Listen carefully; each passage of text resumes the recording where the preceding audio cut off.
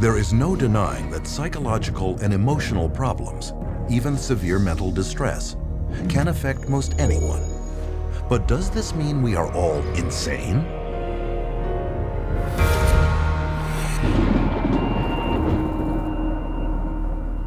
What causes psychological distress? Early psychiatrists thought it was an imbalance of the humors that could only be cured by bleeding patients with knives or leeches. Other psychiatrists believed mental problems came from organs like the tonsils, the stomach, and the spleen, and cut them out. Later were attempts to alter brain function, but these efforts also failed. Today, psychiatrists tell us that the way to fix unwanted behavior is by balancing brain chemistry with a pill. Did they get it right this time? They say you have a chemical imbalance of serotonin and dopamine, but there's never been a study to ever prove that, ever. It's just been indoctrinated into the culture and television advertising to the point where people now believe it as fact. Despite this lack of evidence, psychiatrists will tell you that psychotropic drugs are just like mainstream medical drugs. Can this be true? The answer is that unlike a drug such as insulin that corrects a measurable and proven imbalance in the body, psychotropic medications have no visible or measurable physical abnormality to correct. Here is evidence of a bacterial infection. Here is the psychiatric disorder, attention deficit hyperactivity disorder. Here is a broken arm. Here is major depressive disorder. This is a brain tumor. And this is bipolar disorder. Which raises the question, how can you medicate something that is not physically there? The answer is, you can't. And furthermore, because psychotropic drugs are specifically designed to get past the body's natural defenses and into the brain, they can upset the very delicate processes the brain needs to ensure the body runs smoothly. Every time you throw something into the system that's foreign to the system, you're creating imbalances elsewhere within the system. The body changes as a result of taking the medication, so when you stop taking the medication, the body's got to change back to the way it was before, if it can, because it can't always. And in doing so, it disrupts the whole system. This is what creates the sometimes serious side effects. Paxil was the drug that gave me insomnia. I would cry very easily on it, and I completely lost my appetite within the first 2 days of taking it. It didn't help me study, it didn't help me do anything. I didn't even want to do work because I was so sick. The psych meds didn't help me at all. They made matters, I'd say probably like 10 times worse for me, maybe even 20. Only now I was further impaired by the medications, and I started having car accidents. They put me on Zoloft, and it made me want to kill myself. And I realized that those drugs were just destroying me. Even when I was on them, I realized that they were destroying me. In spite of the crippling effects of their drugs, psychiatrists and drug companies have used them to create a huge and lucrative market worth billions. And they've done this by naming more and more of life's problems as medical disorders, requiring psychiatric treatment. For example, shyness becomes social anxiety disorder. Loss of a loved one, major depressive disorder. Homesickness, separation anxiety. Suspicion, paranoid personality disorder. Having ups and downs, bipolar disorder. Distractibility, ADHD. This is why it is almost impossible for anyone to see a psychiatrist today and not be diagnosed with a mental illness. And a diagnosis of mental illness means psychotropic drugs.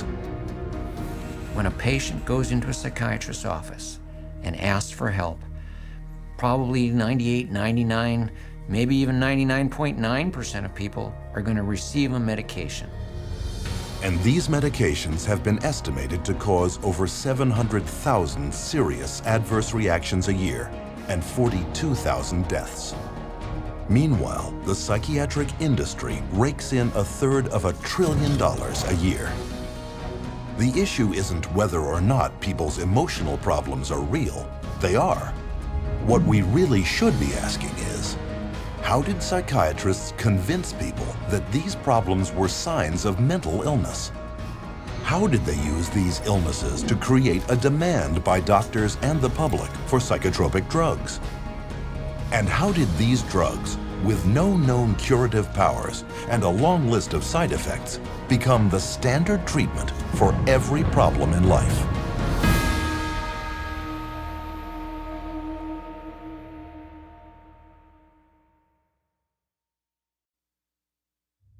Psychiatrists assert that they have made much progress in the field of mental health over the past century and a half.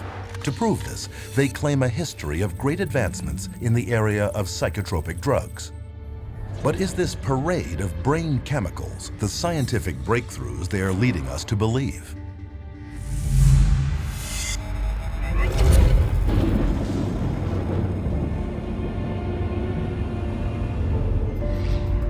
Modern institutional psychiatry has depended on psychotropic drugging since its earliest beginnings in insane asylums during the 19th century.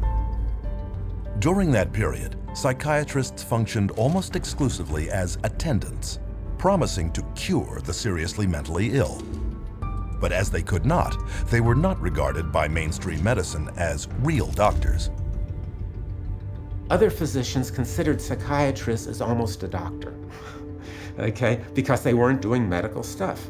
So to increase their status, they needed to become much more scientific. They need to prove that this is a legitimate scientific field. This is a legitimate medical profession.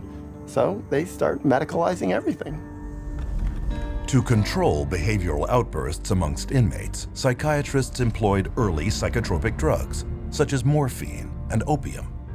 But contrary to their claims, these drugs cured nothing and proved to be highly addictive. This led to a whole new generation of dependence, a solution far worse than the original problem. But the attempts to control objectionable behavior continued, and by the turn of the 20th century, phony cures for mental illness, such as heroin, could be found being peddled throughout the United States and Europe. Even psychologist Sigmund Freud played a major role in the creation of the cocaine industry in the Western world, writing many glowing articles promoting its use for spiritual distress and behavioral difficulties. Freud, as a psychoanalyst, he for a while was promoting cocaine as being a panacea for all kinds of problems. Freud later wrote, "The psychic effect of cocaine muriaticum consists of exhilaration and lasting euphoria, produced no compulsive desire to use the stimulant further." What Freud did not reveal was a significant conflict of interest involving two rival pharmaceutical giants, Merck and Parke-Davis, both paying him to endorse their respective cocaine extracts. Sigmund Freud's early psychotropic drug marketing campaign helped create a major cocaine epidemic throughout Europe at the turn of the century. Clearly, another happy pill would have to be found. It wouldn't take long. Psychiatrists in the first half of the 20th century next turned to amphetamines. As before, the hype subsided into unavoidable proof that the drugs not only were ineffective, but highly toxic and addictive. Each fad followed the same pattern. First, the drug would be hailed as a medical breakthrough for mental problems. Then, increasing reports of serious side effects would trickle in. Finally, after years of denial, when psychiatrists and pharmaceutical companies could no longer deny the dangers of the drug, they would abandon it in favor of their next wonder drug. Though none of their drug therapies had ever proven to cure anything, psychiatrists continued their search for a magic bullet that they supposed would cure all. And in 1954, their dream, they believed, was realized with the introduction of psychiatry's first so-called miracle drug, chlorpromazine, better known as Thorazine. Originally designed and tested as a synthetic dye, then as an anti-parasitic in pigs, Thorazine was accidentally discovered to shut down human motor controls. One of the first papers promoting its psychiatric use stated, "The aim is to produce a state of motor retardation, emotional indifference, and somnolence." Thorazine was considered the chemical lobotomy. Instead of cutting off the frontal lobes of the brain, with an ice pick. You didn't have to do that kind of surgery. You could do it with a drug. Thorazine proved so lucrative in immobilizing patients exhibiting unwanted behavior that its maker, SmithKline & French, organized a major promotional campaign around the drug, including paying influential psychiatrists as speakers, organizing media campaigns, and even producing national television shows, a prelude to the mass drug marketing we see all around us today. Thorazine at that time was thought of as a miracle because it was able to reduce the symptoms of psychosis and schizophrenia at that time that they knew about it. It emptied all of the psychiatric housing units. The campaign was wildly successful. SmithKline & French's income soared by over 500% in the following 2 decades, with Thorazine supplying over 1/3 of the drug company's revenues in 1970. Eventually, an estimated 250 million people worldwide had been on Thorazine and drugs in its class, 23% more than the entire population of the United States. The floodgates had been opened. SKF and the psychiatrists on its payroll had proved that through marketing, there could be big money in psychiatric drugs. But it wasn't long before Thorazine was revealed to have problems of its own. Thorazine chronically led to really serious problems such as tardive dyskinesia, which is a movement disorder that's very, very bothersome, and supposedly it's irreversible. The tongue darting, the muscle jerking, the eyes rolling back in the head. Most people were sometimes permanently damaged by it. So they were going to have to live their life with this neurological problem that was actually created by the pharmaceutical industry with their medication. Because Thorazine so hindered mental functioning, its use had to be limited to institutions. But with big money at stake, the race was on to discover a psychiatric drug that could be taken out of the institutions and into the hands of a much wider, vaster, and more lucrative market, the general public. Since they were emptying the institutions of all these psychotic patients with the advent of Thorazine, now they had to find different ways to treat people. So what better way than to go into the community and have an office and bring in your everyday person, or your executive under high stress, or mama who's taking care of all the kids, and they needed some way to create a therapy for them. In 1955, that drug was approved. Its name was Miltown, the first of the so-called minor tranquilizers. But to sell their new class of psychiatric drugs to the public, psychiatrists and drug companies first had to reposition them as working on a disease process, rather than just as sedating or restraining agents for undesirable human behaviors, as Thorazine had been. To do this, they began a marketing blitz on their colleagues, placing print advertisements in professional publications, such as the American Journal of Psychiatry. Prominent psychiatrists were then hired to spread the word to the rest of the medical field. Few knew that Nathan Kline, one of the most influential psychiatrists of his time, was being paid by the drug industry when he proclaimed that tranquilizers such as Miltown were equal in importance to the introduction of atomic energy, if not more so. Free samples were shipped to psychiatrists and physicians to get patients started on the drug. A year later, the marketing rollout hit the public, and Miltown soon became the first blockbuster psychiatric drug, not just for those incarcerated in an insane asylum, but for the mainstream public. Miltown was marketed to pregnant women, stay-at-home moms, and busy white-collar office workers, who called it executive Excedrin.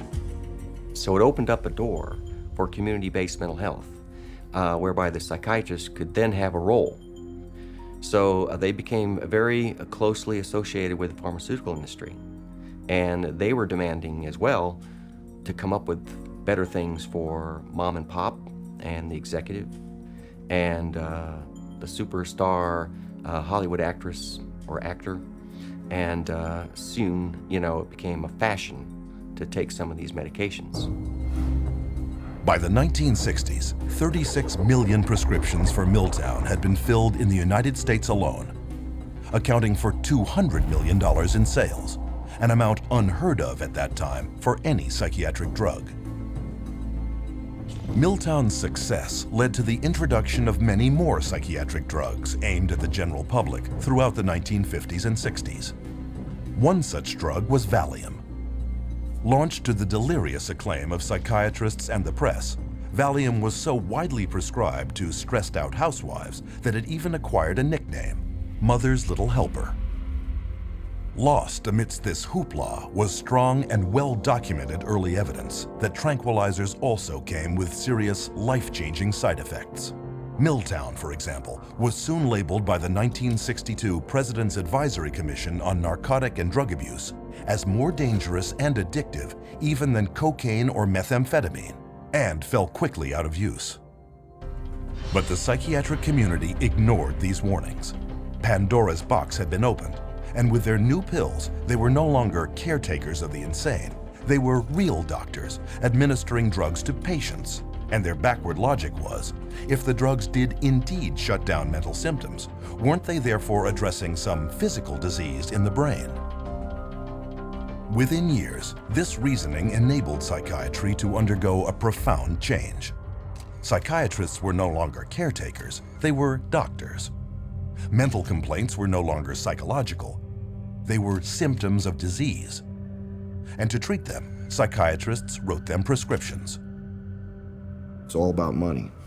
The use of writing prescriptions and having an income from people coming in and getting their prescriptions and this, that, and the other is what revived the psychiatric community. It was the thing that put them back where they were earning money again. Business was going so well that a group of prominent psychiatrists met in Puerto Rico in 1967 to lay out the expansion of psychotropic drug use for the year 2000. According to organizing psychiatrist Dr. Wayne O. Evans, psychomedication is now an accepted way of life, and the search for the just right pill has become the goal for many people. By the early 1980s, Valium had become the most widely prescribed drug of any kind in the Western world. In 1978 alone, nearly 2.3 billion tablets sold, enough to medicate 1/2 of the world population. The business of psychotropic drugging had gotten so out of hand that at a 1979 hearing on the use and abuse of benzodiazepines, one United States senator commented that the whole pitch appears to be to sell, market, sell, and market. But bigger things were yet to come. The next drug that became a rage was Prozac. And of course, Prozac was not for anxiety, but for depression. And all of a sudden, the diagnosis of depression starts multiply. The number of people who are diagnosed as being depressed starts multiplying substantially. Prozac was released amid great fanfare, with tales of miraculous recoveries, sick minds made well, and ruined lives restored. And all with almost no side effects or addiction, or so its manufacturer claimed. Many new antidepressants quickly followed, also pitching instant psychological relief with little downside. And with this, mainstream psychiatry abandoned psychotherapy for pharmacology forever. In a bold and effective marketing coup, the world was told that these new antidepressant drugs were not just for the depressed, but lifestyle drugs for a choose-your-mood society. But almost immediately, evidence emerged that claims of universal safety and effectiveness were far from the truth. The adverse side effects of this class of drugs includes things like sexual dysfunction, agitation, facial, involuntary movements of the face. Some of the psychiatrists in their books describe the tongue darting in and out of the mouth as an adverse side effect of SSRI drugs. Within 10 years, staggering details of side effects such as violence and suicide could no longer be ignored, with an estimated 3.9 million adverse events on Prozac alone. Black box warnings alerting the public to significant risks of violence and suicide were issued. once again against loud protests from drug companies and organized psychiatry. But when the patents of antidepressants expired, just as predictably, psychiatrists and drug makers finally admitted the truth. But now they claimed here was a new scientific breakthrough that would change everything. A new class of drugs called the atypical antipsychotic, newly approved to treat both schizophrenia and a then obscure mental disorder dubbed bipolar disorder. Suddenly, the diagnosis of bipolar disorder became the rage, with diagnosis rates soaring by thousands of percentage points in a matter of years. What is clear is that the patents run out, and the drug companies are always looking to maximize their profits, so they research new drugs, and they can keep them patented for about 17 years and charge monopoly prices. And then when the patent wears off, often the next one comes along. Soon, however, atypical antipsychotics, like all their predecessors, were revealed as having crippling and even deadly side effects, such as obesity, diabetes, and even heart problems, along with questionable efficacy and almost certain dependency. Pharmaceutical companies are trying to get away from the old style Thorazines and into the new antipsychotics, and we know that they're no better. So today's new and improved antipsychotic is no better than the old Thorazine, which was the miracle drug for psychiatry. Today, the same cycle continues, with breathless news coverage of new chemical treatments promoted as breakthroughs. Even hallucinogens such as LSD and ecstasy are now being tested for future psychiatric prescription. Psychiatry has a wonderful history of coming up with one label after another, all to cover up their own inadequacies and their own inability to get a product, which means to cure somebody or to truly honestly help somebody. So their solution is always, let's come up with another syndrome that person has. It's one alphabet soup label after another. And just when the public starts catching on to that the experts may be telling us a story, we move on to the next realm of drugs. Psychiatry has become basically pharmaceutical management in America. That's what psychiatrists do. If you went to a surgeon, you would expect to get cut. If you go to a psychiatrist, you expect to get medicated. That's what psychiatrists do. A century and a half later, two questions remain. Where is the science that backs psychiatry up?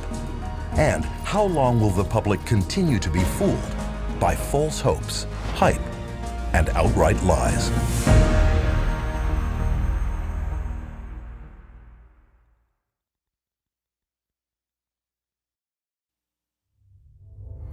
Psychiatrists have long desired to be viewed on a par with medical professionals. But whereas regular physicians have diagnostic tests to prove or disprove illness, psychiatrists do not. There is no objective testing in psychiatry. There is no blood test, there is no urine test, there is no biopsy. There's nothing that objectively proves that there's anything physiologically or biochemically wrong that's creating your symptoms. With cancer, you can do a screening and it's there or not. You can look at the cells and you can tell if it's there. Different diseases, you can look at it and you can see it under a microscope, or you can see it in an MRI, or you can see it in a CAT scan.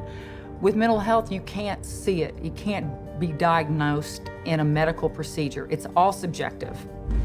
So the question becomes, without any scientific lab tests showing the presence or absence of mental problems, how does psychiatry's diagnostic system work? And how did it become so prevalent?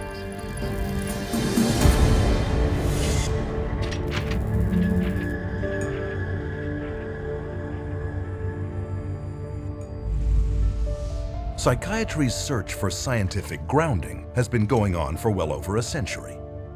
In the late 19th century, German psychiatrist Emil Kraepelin was the first to attempt to classify mental problems as medical disease states. Though he devoted his life attempting to prove that these problems came exclusively from biological and hereditary sources, he never could, finally concluding it was nearly impossible to scientifically distinguish the normal from the insane. In spite of Kreplin's findings, psychiatrists persisted, with many efforts at classification throughout the years, resulting in the first edition of the Diagnostic and Statistical Manual of Mental Disorders, published by the American Psychiatric Association in 1952. A small spiral-bound 130-page handbook, DSM-1 described 112 so-called mental disorders, based not on standard scientific procedure, but contributions from a write-in ballot mailed to 10% of the APA's member psychiatrists. With the release of its second edition in 1968, the DSM had now grown to 145 disorders. Still not based on any science, though packed with theories on the origins of its illnesses. But with the sudden surge in popularity of psychiatric drugs such as Miltown and Valium among the general public, the psychiatric community realized that a biological explanation to justify prescribing them had to be found. And they found it in a paper written by psychiatrist Dr. Joseph Schildkraut.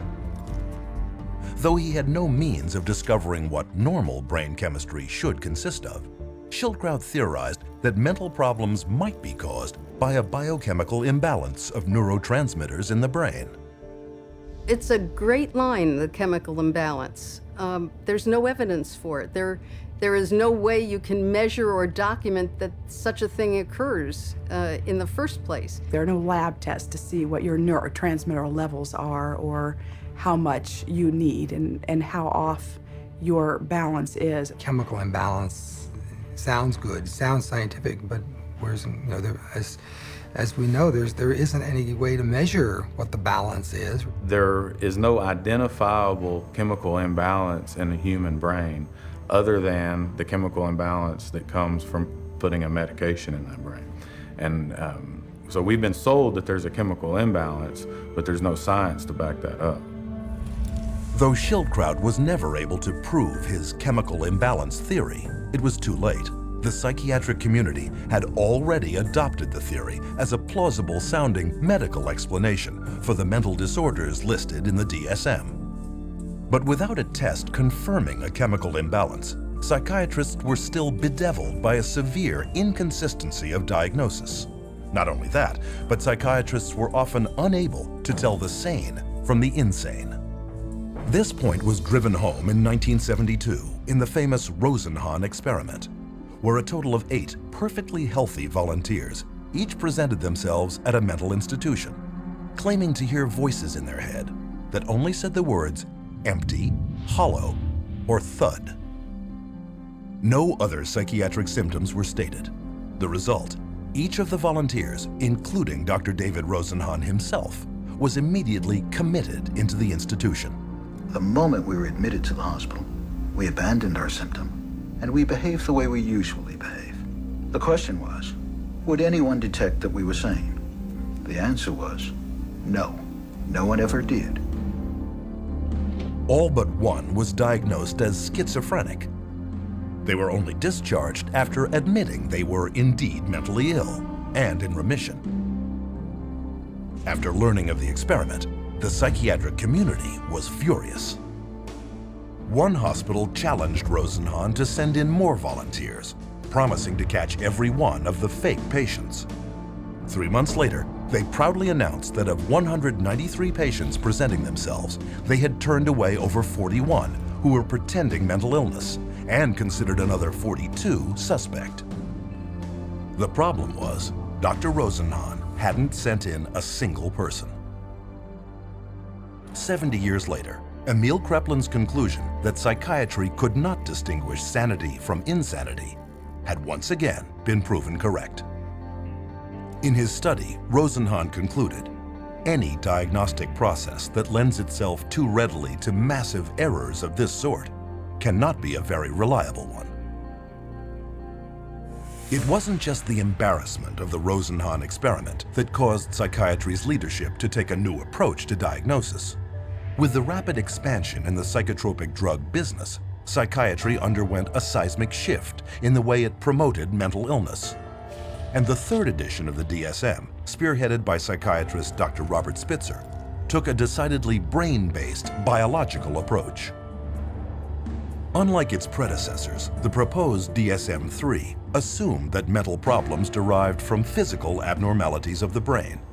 And instead of describing possible psychological causes for mental distress, DSM-3 would simply provide clinicians with checklists of symptoms. However, these descriptions were broad enough to apply to anyone at any time of life. With no science to back them up, these newly proposed disorders and the checklists that went with them were subject to intense negotiation, compromise, alteration, and heated debate. Psychiatrist David Schaffer, who attended the DSM-3 conference, observed, "People would shout out their opinions from all sides of the room, and whoever shouted loudest tended to be heard. My own impression, is coming straight from England, was it was more like a tobacco auction than a sort of conference." Many committees are established to determine what should and shouldn't go into the DSM, the current revision. And a lot of the committee activity is based upon, could be personal bias, political pressure, the trend that may be in vogue then, and other things that are non-medical. Well, in the DSM, I mean, they vote in diseases. I mean, they get together, the panel of psychiatrists look and decide, is this a disease or is this not a disease? How many of you agree this should be a disease? They have a show of hands. They said 20 people in the room, 12 vote for it, 8 vote against it. Bingo. They have a disease. Tell me that that's science. One psychologist reported that during discussions of the proposed criteria for masochistic personality disorder, Spitzer's wife protested about one symptom of the disorder, to which Spitzer responded, "Okay, take it out." Scientific or not, once a disorder is voted into the DSM, it is very hard to vote it out. On rare occasions, however, this too has occurred. Homosexuality, a mental illness according to DSM 1 and 2. After gay rights activists picketed their 1973 convention, the American Psychiatric Association buckled to political pressure and decided by a mail-in ballot of its member psychiatrists to remove it from DSM's next edition. What happened? It wasn't like, there's some objective evidence that at one point it was a disease and we cured the disease and that's a lifestyle choice. No, it was cultural. We became more liberal in this country and decided, okay, it's fine. Whereas, 50, 100 years ago, it wasn't fine, it was a problem. That's not medicine, that's something else. And the psychiatrists who wrote the DSM-3 knew it, as Robert Spitzer would admit to the BBC many years later. What happened is that we made estimates of prevalence of mental disorders totally descriptively, without considering that many of these conditions might be normal reactions, which are not really disorders. That's the problem. But instead of learning from their mistakes, the American Psychiatric Association published the DSM-4 in 1994. And it was even bigger, with 374 different diagnoses amongst its 886 pages. The new edition more than tripled the number of mental illnesses listed in the DSM-1. This rapid expansion in the number of psychiatric diagnoses may not help the patient, but it benefits many others. Once a diagnosis has been created, it enters the professional curricula. Specialists emerge to treat it. Conferences are organized around it. Research and publications cover it. Psychiatrists formulate their patients' symptoms to correspond to it, and drugs are prescribed for it. The DSM, in short, was no longer a manual, but a full-fledged industry. The DSM, although it is our Bible, it becomes the Bible and it becomes tantamount to, the tablet coming down from Mount Sinai, not just for psychiatry and psychology, but for insurance companies, for the legal profession. It comes into play as far as sentencing. It comes into play as far as custody decisions. So non-scientific information is used to make some radical, life-altering or life-ending decisions. The danger of all these psychiatric diseases is that anyone walking the earth today could be labeled as having a mental illness. Using the DSM, psychiatrists at Harvard University have declared that half of everyone on Earth will be mentally ill in their lifetime. One prominent Harvard psychiatrist, Dr. John Rady, goes a step further, arguing no one is truly normal. Though the American Psychiatric Association has quietly acknowledged the lack of evidence for Joseph Schildkraut's chemical imbalance theory, the claim is still flogged in the media and passed on to patients every day. And although you are not likely to hear it in the general media, psychiatrists readily admit that the disorders listed in the DSM have no proven pathology and therefore cannot be called medical diseases. If you were to be confronted with someone saying that the DSM is not backed up by science, what do you have to say about that? Oh, I would say that they're entirely right. No, the DSM is not science. I think there are non-scientific elements, political aspects of it that influence it. Yeah, absolutely. DSM-4 is still far away from science. The DSM system is far from perfect, but it's the best we have. DSM stands for diagnosis as a source of money. It brings in a lot of money. Nonetheless, the next edition, DSM-5, is in the planning stages and is due to be published in 2012. And this time, the negotiation for the next new psychiatric diseases is being held in secret. But we do know some of the new disorders under consideration. One is internet addiction disorder, originally presented as a joke in a 1997 New Yorker article. Regardless, it is now claimed that 25 million people may qualify as compulsive surfers. Other disorders contemplated for DSM-5 include compulsive shopping disorder, binge eating, apathy disorder, parental alienation syndrome, relational disorder, intermittent explosive disorder, road rage. All potential disease categories with psychotropic drugs waiting to be assigned to them. According to the APA, 19 of the 27 psychiatrists on the top panel deciding on what illnesses to include in the next edition of the DSM have financial ties to drug companies. The situation got so bad that the architect of DSM-3, Robert Spitzer, and DSM-4 editor Alan Francis went public, warning the APA might well be accused of a conflict of interest in fashioning DSM-5 to create new patients for psychiatrists and new customers for pharmaceutical companies.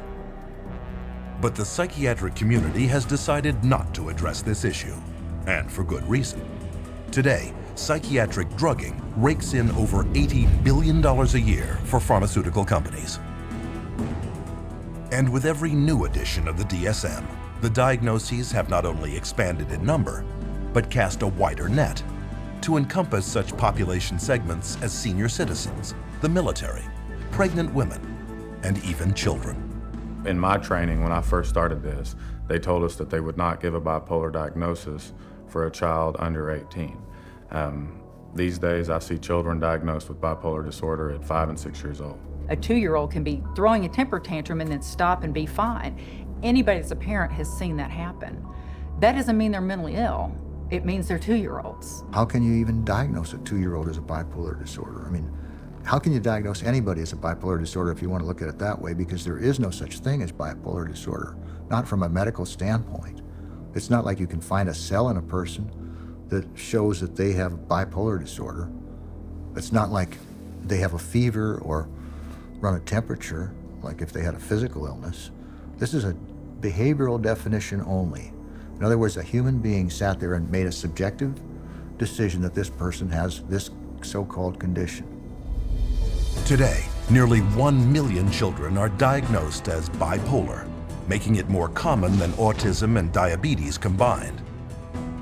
In 2007, 500,000 children and teenagers took at least one prescription for an antipsychotic, including 20,000 under the age of 6. Antipsychotic drugs, powerful chemicals designed originally for only the most seriously mentally troubled, are now a $22.8 billion industry. If you spent days reading the newest DSM, you would be able to diagnose every human being that you ever saw. And with the diagnosis comes to treatment. The DSM most definitely helps in the prescribing of drugs. It legitimizes the process of pulling out the prescription pad, because here is this disease entity. The disease entity is addressed with this medication. And the DSM is in the service of making things reductionist into very simple, simplistic ways of looking at things. That makes it easier for the pharmaceutical company to create a medication for. The only thing that we've left out of that equation is the person. And the average person is completely unaware that psychiatric diagnoses are not medical, but merely voted on behaviors. Which leads us to our next question. How do psychiatrists take these invented disorders and get people to believe they have them?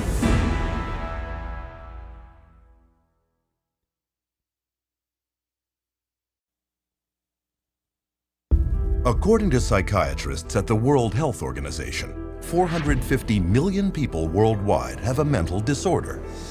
3 times the metropolitan populations of Tokyo, New York, Los Angeles, London, Paris, Mexico City, Mumbai, Milano, Madrid, Toronto, Washington, Athens, Melbourne, Hong Kong, Singapore, Rome, and Berlin combined. Are there really this many mentally ill? Or is this just a case of good marketing?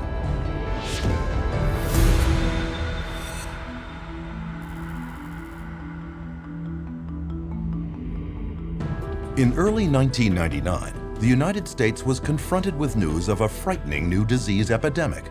You blush, sweat, shake, even find it hard to breathe, posters read, with the tagline, "Imagine being allergic to people." The disease was social anxiety disorder, SAD, or SAD, and it was claimed to affect about 13.3% of the American population. And to find out more, readers were instructed to contact a group called the Social Anxiety Disorder Coalition.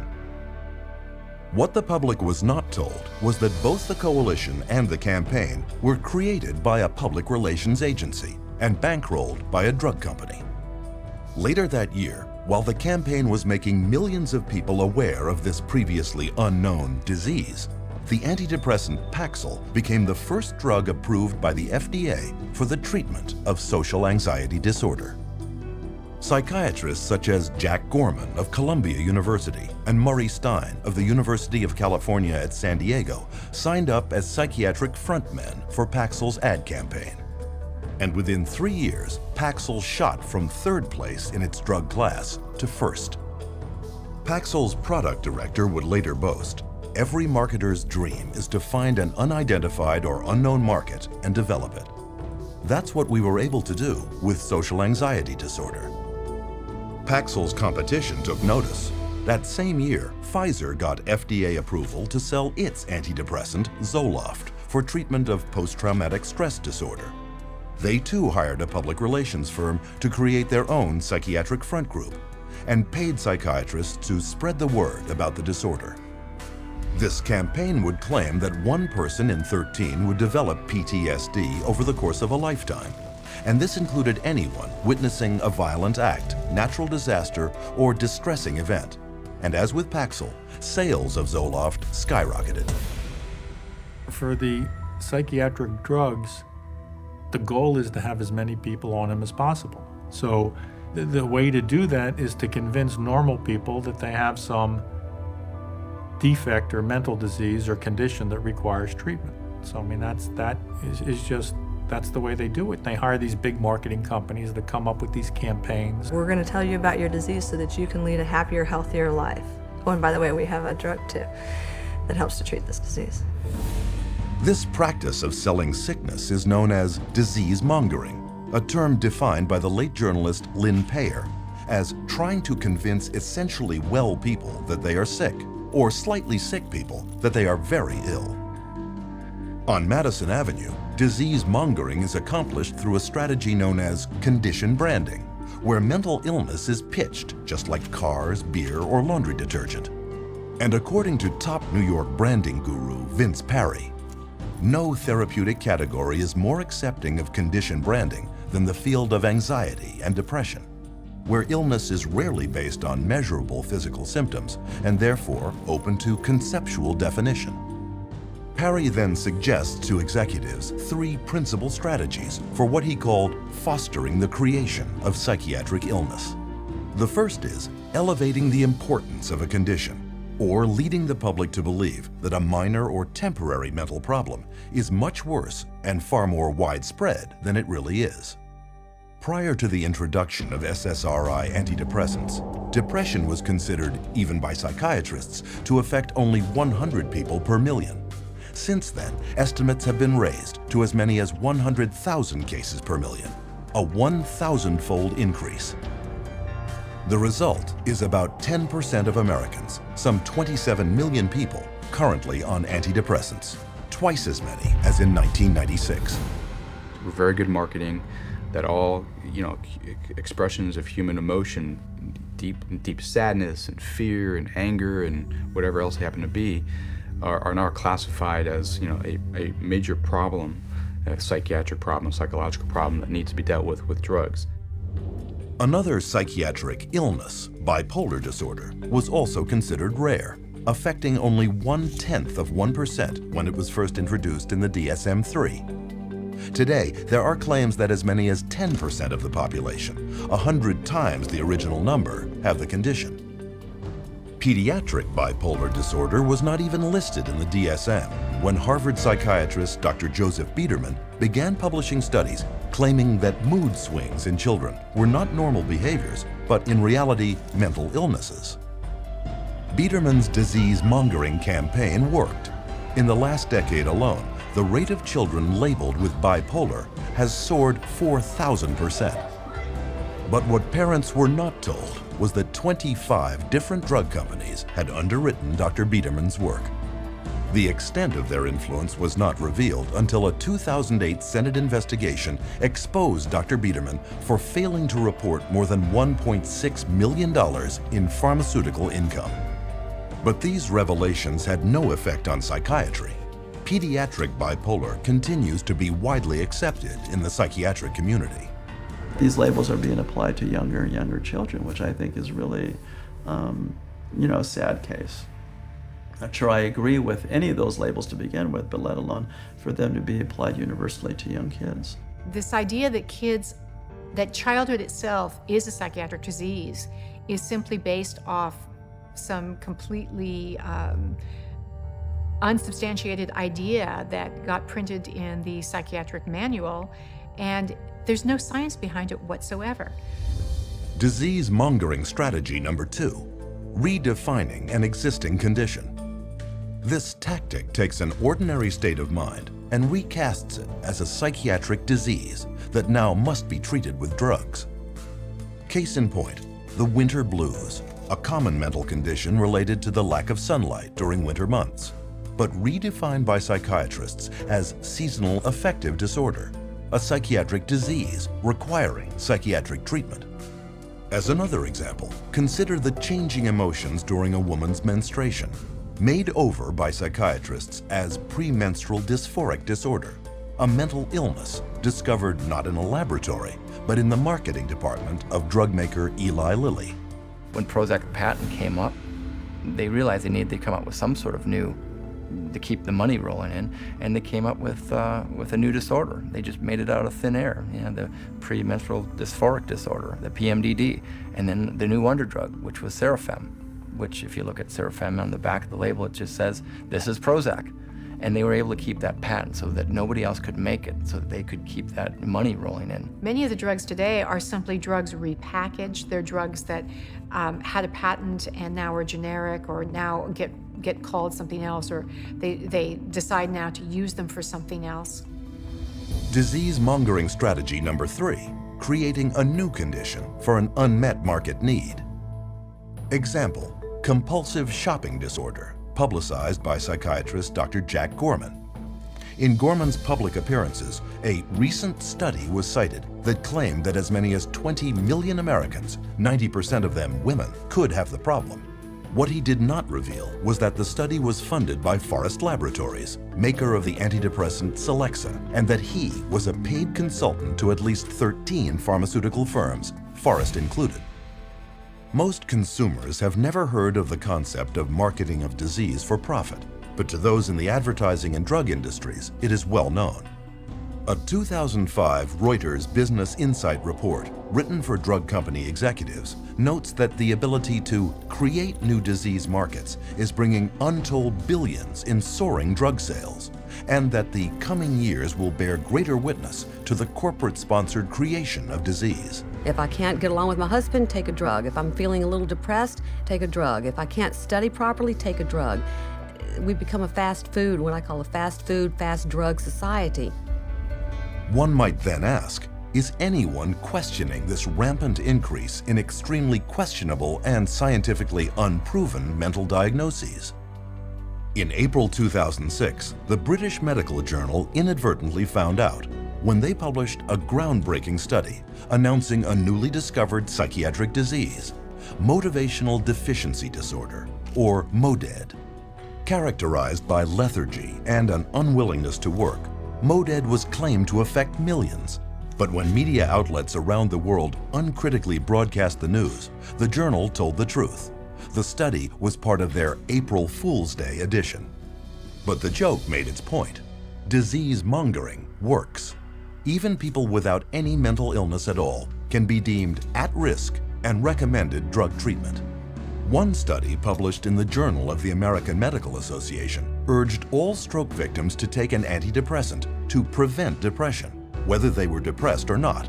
It was later discovered that its authors had an undisclosed financial relationship with the maker of the antidepressant Lexapro. Preventive drugging is the wave of the future. As one expert noted, there is an apparently limitless amount of money to be made from marketing pharmaceutical remedies for diseases, and even more from remedies to reduce risk factors for disease. And of course, every time they come out with a new mental disorder, then they come out with a new drug to counteract it. At least to me, it seems like nothing more than a marketing ploy. There are certain executives in the pharmaceutical manufacturers that have stated that one day in America, every person will be on drugs, healthy or not. With these clever disease-mongering campaigns, 100 million people worldwide are currently on psychotropic drugs. And as a result, the psychotropic drug industry is grossing over $150,000 every minute. Observed one consumer advocate, you can sell hundreds of millions of dollars worth of a drug, even a bad drug, if you have the right marketing campaign. Which leads us to our next question. Now that disease-mongering campaigns are creating the illusion of widespread mental illness, how safe are the drugs psychiatrists are prescribing to treat it?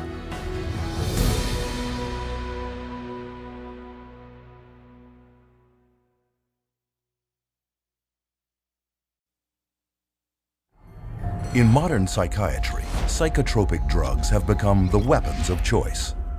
But are they as safe as we've been led to believe?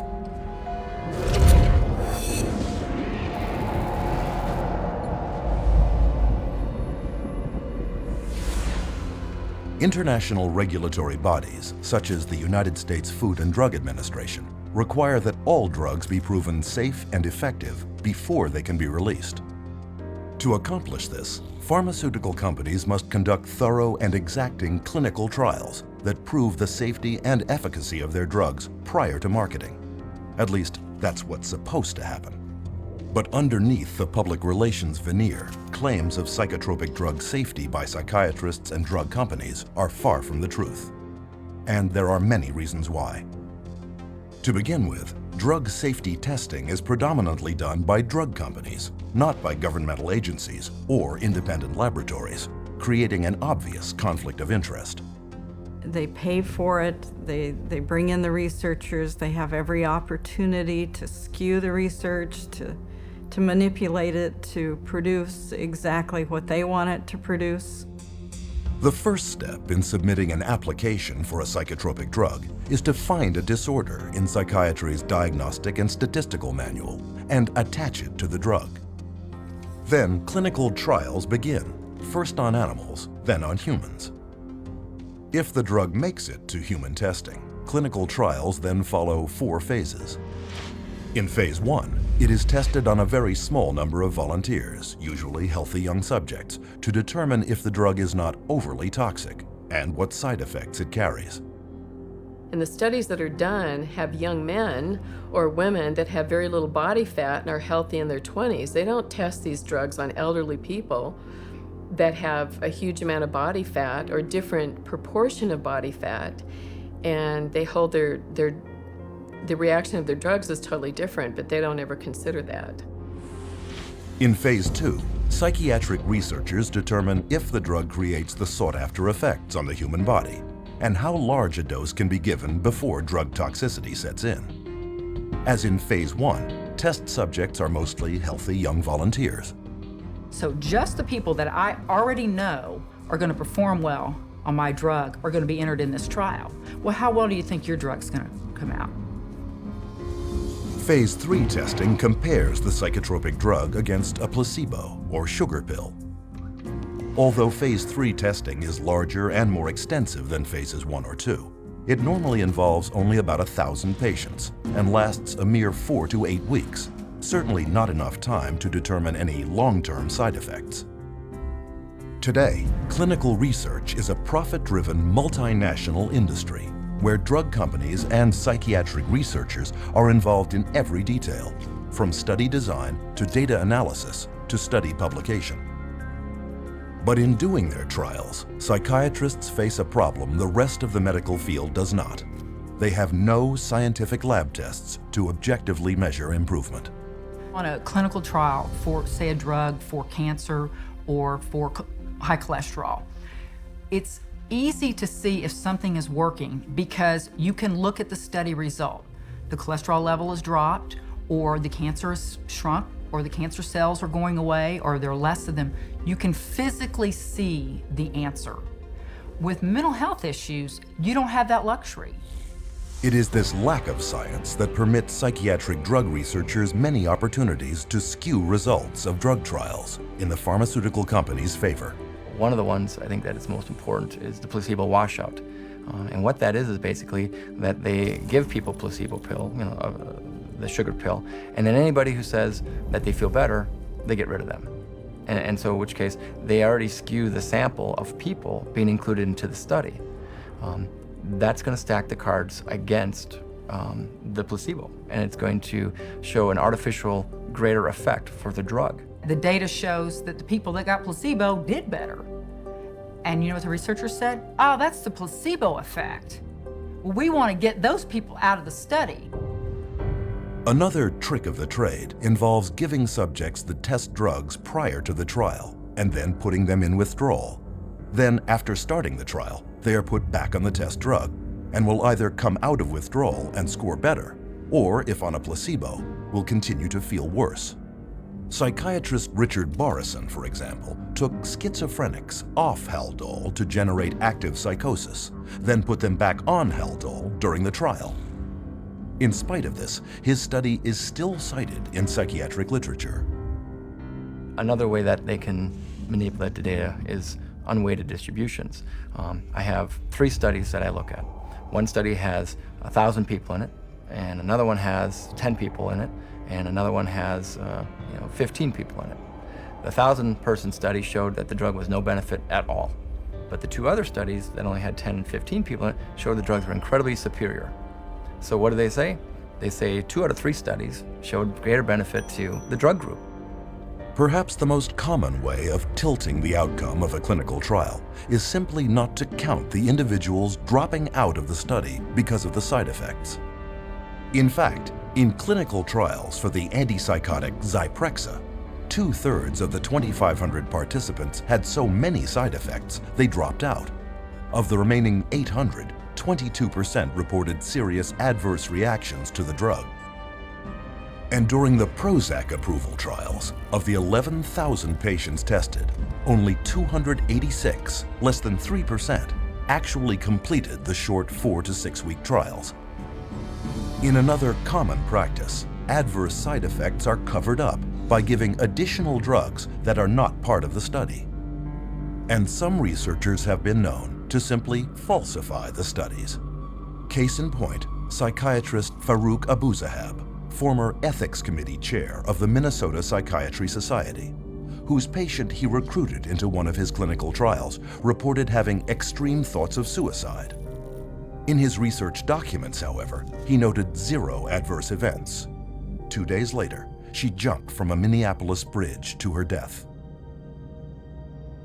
A final way of skewing test data is to hide unwanted drug reactions under less frightening terms. This trick was used in the notorious Paxil Study 329, where such side effects as aggressive events, homicidal thoughts, and homicidal acts were categorized under the word hostility, while under the nebulous term emotional lability were filed suicidal thoughts and actions. In many cases, clinical trials are set up not to look for violence and suicide at all. It is a problem that if these clinical trials don't specifically really ask a lot of questions about the nature of suicidal ideation and how the person feels and hopelessness and akathisia, if they don't ask those questions very specifically, they're not going to really get that data, and it's not going to come up. Designing biased trials to avoid negative findings, interpreting the raw data to favor your drug, and spinning the entire study to accentuate the positive are just some of the many, many ways to bias a trial. It is this perfect storm of intellectual dishonesty that has led one drug expert to conclude that it can be proven that most claimed research findings are false. But it is the drug companies that own the studies. And when they believe they have compiled enough evidence to convince regulators that their drug is safe and effective, they submit their phase 3 clinical trials for approval. The FDA only requires that 2 clinical trials be submitted, so drug companies can conduct as many studies as it takes to find the 2 that have the best chance at FDA approval. You only need 2 positive trials against placebo, and it doesn't matter if you did 1,000, as long as you get 2. And it's amazing, sometimes they actually don't. They might pool data from another couple of clinical trials in order to get that approved. They don't need to report all their data. They don't need to report all the trials that they do. They only need to report the ones that they want. They can handpick whichever one they want and then submit just those couple to the FDA. As FDA Director of the Division of Neuropharmacological Drug Products, psychiatrist Paul Lieber complained, the sponsor could just do studies until the cows come home, until he gets 2 of them that are statistically significant by chance alone, walks them out, and says he had met the criteria. The New England Journal published a study about a year ago showing that many clinical trials that had been conducted and registered with the Food and Drug Administration were never published because they came out showing no significant advantage over placebo. So antidepressants are not as effective as they are being made out to be, and the side effects are not as emphasized as much as they should be. This point was driven home in 2008 by psychologist Irving Kirsch and his colleagues, who obtained every clinical trial ever submitted, published and unpublished, from the U.S. Food and Drug Administration of 4 new-generation antidepressants.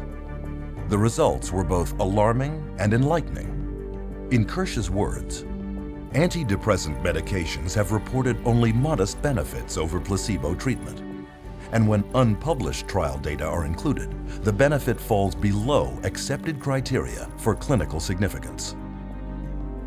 In addition to this, volumes of effects associated with these antidepressants have since been discovered, including homicide, suicide, and mass murder.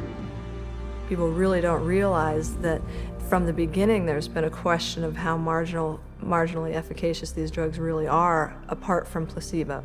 And yet we have horrific side effects. Combine the 2, and where's your risk to benefit ratio? It's down the toilet. But psychiatrists dismissed Kirsch's study because psychotropic drugs are big business, and clinical trials are a big part of that business. Take, for example, Martin Keller, former chair of the psychiatry department at Brown University, lead author of the so-called Paxil 329 study. This clinical trial, which tested hundreds of children on the antidepressant Paxil, found that the drug was generally well tolerated and effective, which in scientific terms is glowing praise. And the study's list of co-authors 22 of the most prominent key opinion leaders in psychiatry. I mean, that was a lot of people, but they were the who's who of psychiatry. And this was going to be a publication that I think, took them, into the end zone on getting their approval for kids. With the FDA's blessing, Paxil became a blockbuster in the child and adolescent market, with sales of $55 million in 2002. It wasn't until the New York State Attorney General's office sued in 2004 that the truth finally came out. The raw data showed that not only was Paxil no more effective than placebo, but the young patients on Paxil were 6 times more likely to have suicidal thoughts. In fact, this data also revealed that 11 of the 93 children on the study developed serious side effects, of whom 7 had to be hospitalized.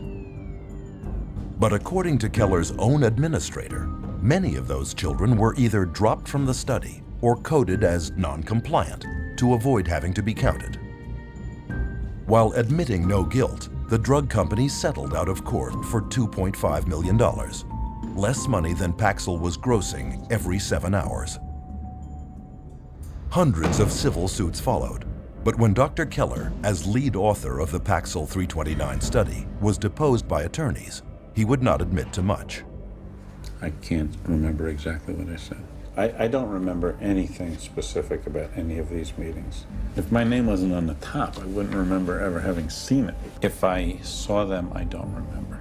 The answer is, I don't remember. I don't recall if I was. I don't recall asking him, which isn't to say that I didn't. I want to pick up on the question Mr. Coffin asked you about the 5-fold increase of the Paxil kids experiencing suicidality over the placebo kids. Do you recall those questions? I do. And you said that you weren't particularly aware of that, except for with regard to a manuscript that was sent to you in confidence by GSK. Correct. That actually is not correct, though. I mean, this was an issue that had been presented to you by a number of different reporters that you personally responded to. Is that correct? I don't remember. How could Dr. Keller have known so little about the drug study of which he was lead author, and which he himself used to promote Paxil for children in prominent medical journals and conferences? The ultimate publication of Study 329 was ghostwritten by an agency hired by GlaxoSmithKline, and eventually they, after the manuscript was written, they put Martin Keller's name on it as an author. There again, and maybe you can tell me where I can find it in the paper. No, I'm asking you if you were aware. I don't remember the specifics. And then we finally showed him a document from GlaxoSmithKline where GlaxoSmithKline says that the study was entirely flawed. It was a complete failed study, and it certainly didn't show that Paxil was remarkably efficacious for treating children and adolescents in depression. Can you read that into the record, please? Essentially, the study did not really show Paxil was effective in treating adolescent depression, which is not something we want to publicize. We asked him, with that information now, how can you tell us that it would be okay and safe to give a kid Paxil? And he couldn't answer the question. He sat back, he put his head in his hands, and for, the longest 2 minutes sat there silent. During the last 2 years of his Paxil study, Keller personally pocketed $1 million in drug company money, none of which he disclosed in his published research. When people look at the field of psychiatry and they hear all these reports in the New York Times and Boston Globe, and they see this psychiatrist or this psychologist, took money and didn't disclose it, they wonder, well, is this causing up biases, in the field? I think that's a legitimate concern of the public because of the fact that it is true. With this level of corruption pervading the testing of psychotropic drugs, one is left with the question, where are those who are entrusted with our protection?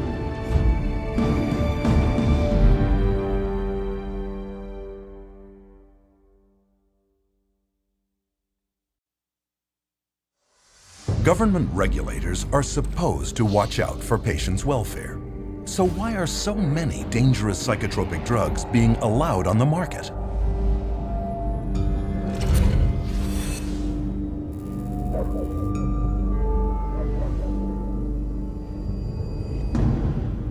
At one point, the U.S. Food and Drug Administration was considered the gold standard in drug safety. But this is no longer the case with psychotropic drugs, where psychiatrists and drug companies have virtually taken over the approval process. FDA drug advisory panels that recommend the approval of psychotropic drugs have long been filled with psychiatrists with financial ties to drug companies. One study showed that 92% of FDA advisory meetings in the last decade included at least one member with conflicts of interest. In response to the accusation of conflict of interest, the FDA says that they have tried to find mental health experts without drug industry connections, but can't locate any. To solve this, they issue waivers, where a psychiatrist is allowed to sit on a psychotropic drug advisory panel, despite having a financial conflict of interest of up to $50,000 a year with drug companies. The advisory panels that review drugs, most of these people are direct recipients of money from usually the drug under study, the company that's submitting the drug, and they waive the conflicts most of the time. So it's pretty pervasive, and it's quite insidious. Full waivers have been granted to the following participants: Dr. Andrew Leon for his role as a member of a data safety monitoring board for an affected firm. He receives between $10,001 and $50,000 per year. Dr. Bruce Pollock has been granted a limited waiver for his activities on an advisory board and speakers bureau for an affected firm in which he receives less than $10,001 per year. Ms. Jean Bronstein for her ownership of stock and a bond in an affected firm in which the value falls between $50,001 and $100,000. You could be paid massive amounts of money by the drug companies, in this sense, and then turn your head here and say, okay, now I'm going to review the drug. And that huge conflict of interest was not to be discussed. In fact, they didn't want people putting it out there. That was the policy. So they still allow it. They still allow that conflict to continue. But now it's meant to, I guess they're supposed to acknowledge if there's a conflict of interest. But acknowledging the conflict and getting rid of the conflict are two different things. The revolving door between government, academia, and the drug industry is one of psychiatry's worst-kept secrets. There's a revolving door, FDA and drug, FDA and drug. So we have a system where those institutions that people trust, want to trust, would like to trust, are truly untrustworthy. Case in point, Daniel Troy, a former drug company lobbyist who was then hired as general counsel for the FDA, where he filed legal briefs in favor of drug companies and against drug victims. He was the drug lobbyist lawyer, and then he became the general counsel of the FDA. I mean, they talk about having the wolf watch the chickens. After leaving the FDA, Daniel Troy went back to the drug industry, where he is now Senior Vice President and General Counsel for pharmaceutical giant GlaxoSmithKline. This is the atmosphere under which psychiatrists at the FDA give drug makers approval to sell psychotropic drugs. But the clinical trials are not supposed to end here. There is one final stage of testing to go, Phase 4. Phase 4 requires that drug companies track the adverse side effects that will undoubtedly occur in the general public, well beyond the very small samples of Phase 3. The sheer number of side effects that will now emerge has prompted one advocacy group to warn that most drug safety problems will not show up until the drug has been on the market for at least 7 years. The meds are not tested long-term before they get approval from the FDA. The studies tend to be a matter of weeks or a few months, but nothing looking at over the years. And the data that's coming in now from Europe and also in the United States is that the side effects are deadly. Instead of serving a safety function as post-marketing surveillance, Phase 4 clinical trials are now being recast as post-marketing research and repurposed into a means of testing psychotropic drugs for additional psychiatric disorders. Take Zoloft, FDA approved in 1991 to treat major depression.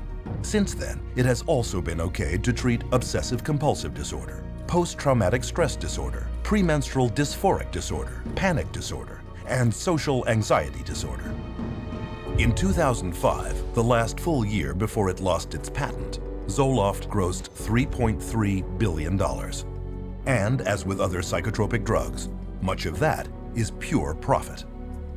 100 Xanax pills, for example, only cost 2.5 cents to manufacture, but retail on average for $136.79, a profit of well over 500,000%. It is for this reason that drug companies enjoy profit margins of about 16%, triple the norm of most businesses. In 2006, drug company CEOs of the 10 leading drug companies were paid an average of $18 million a year, almost 400 times the median household income of the average American family. Investors also love pharmaceutical companies producing psychotropic drugs, since psychiatrists never prescribe them to cure mental problems, but to manage them, often for a lifetime. And lifetime customers have a huge impact on the bottom line. As one stock analyst famously commented, the first disaster is if you kill people. The second disaster is if you cure them. Pharmaceutical company stock has been one of Wall Street's most consistent winners and is widely considered one of the most profitable investments one could make. In 2002, the total profits of the top 10 drug companies in the Fortune 500 exceeded the combined profits of the other 490 businesses. And a downturn in pharmaceutical stock prices would constitute major losses for investors throughout the world, and investments must be protected. With so much money at stake, is it any wonder that stockholders are never told the truth about the drugs they are investing in?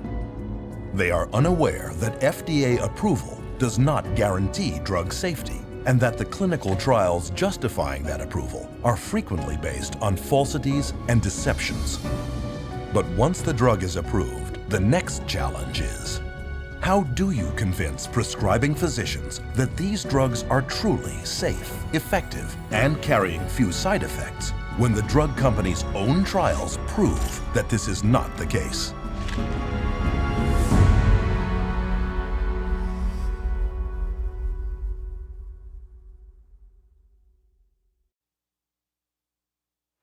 As powerful psychoactive substances, psychotropic drugs are available only through the prescription of a medical doctor. So how did psychiatrists and drug companies succeed in convincing millions of doctors to prescribe them to hundreds of millions of people?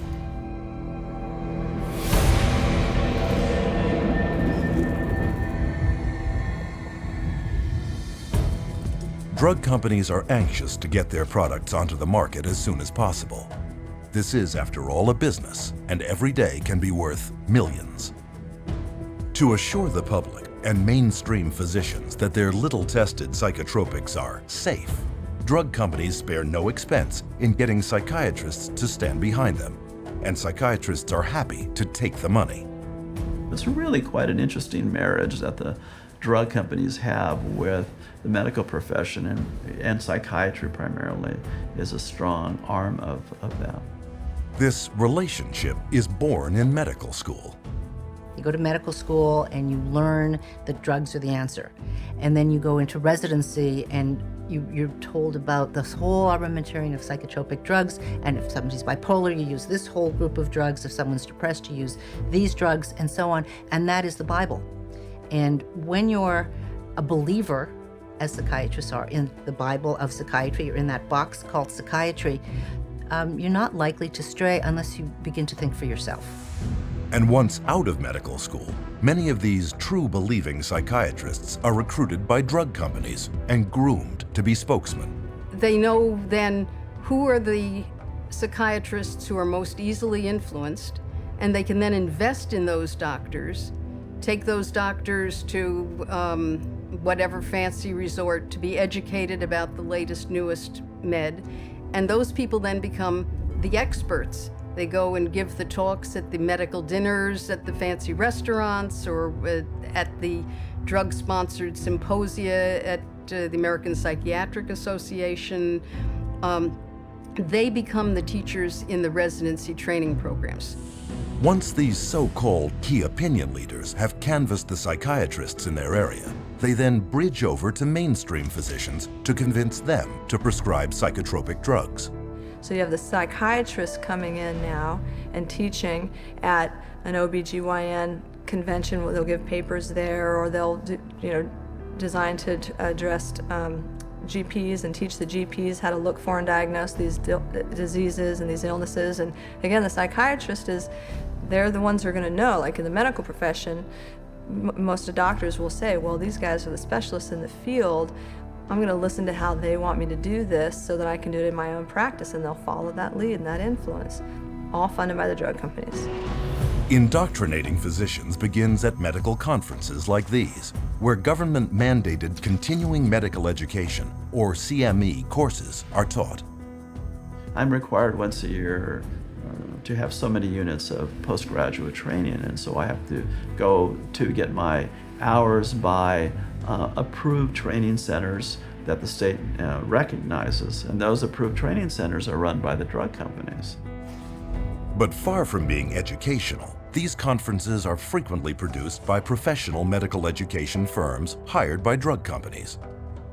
And their psychotropic drug seminars are commonly conducted by drug company paid psychiatrists who can be paid up to $2,500 for a single lecture. Most of the continual medical education conferences and courses are sponsored by pharmaceutical companies, and so I can guarantee you they're not going to have doctors talking about the risks of using their medications. The purpose of these conferences is clear. As one of the medical education company's marketing materials reads, "Whatever combination of audiences you need to motivate in order to exert maximum leverage on the marketplace, we can help you identify them, reach them, and influence their behavior." As a marketing strategy, CME works. In one study, prescription rates of doctors following medical education conferences went up 87% for one drug and 272% for another. Not surprisingly, the pharmaceutical industry now spends up to $1 billion for 371,000 such events every year. And as long as they're making money, they're going to do everything they can to subsidize medical education, medical journals, postgraduate medical education, including the educating of psychiatrists, to use as many drugs as possible. And the psychiatrists paid to give these talks make out very well. Case in point, Dr. Charles Nemiroff of Emory University. With deep financial ties to nearly 24 different drug companies, Dr. Nemiroff received $2.8 million in pharmaceutical money from 2000 to 2007. When it was revealed that he had violated federal law by failing to report $1.2 million of this money to his university, he stepped down as chairman of Emory's psychiatry department. But Dr. Nemiroff did not stop at speeches and personal appearances. He was also exposed for having financial ties to a company whose medical device he reviewed favorably in a psychiatric journal he himself edited. On another occasion, he hired 14 Emory University colleagues to write articles for a special supplement of the medical journal celebrating the 5th anniversary of the introduction of the antidepressant Effexor. Nemiroff's journal is one example of a very large problem. In one notable case, the New England Journal of Medicine printed an article whose authors had so many financial ties to drug companies that because of space limitations, the journal was forced to list them on its website. Printed out, these financial conflicts covered 3 single-spaced typewritten pages. But it goes further.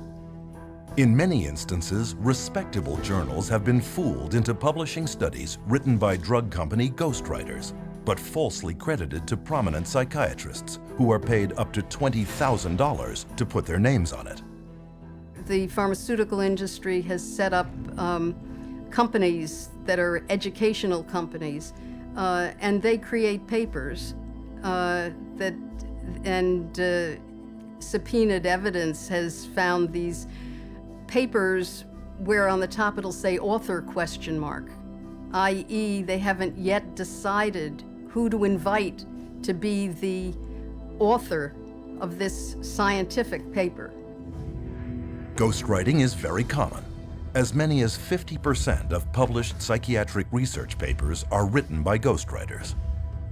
Sometimes the psychiatrist paid to put his name on the article hardly even looked at it. Take, for example, psychiatrist Dr. David Dunner, who endorsed Paxil as lead author in a 1995 study published in the Journal of European Neuropsychopharmacology, only to later admit he had never reviewed any of the study's actual data, but signed off on the summaries instead. Even the FDA's top official for the review of psychotropic drug clinical trials, psychiatrist Dr. Thomas Loughran, has repeatedly signed his name to articles ghostwritten by drug companies that promote the use of antidepressants and antipsychotics. Psychotropics now labeled by the FDA itself as having high risks of suicidal behavior and premature death. Besides their considerable influence over FDA policymakers, drug companies exert extensive control over psychiatric journals by means of substantial advertising budgets.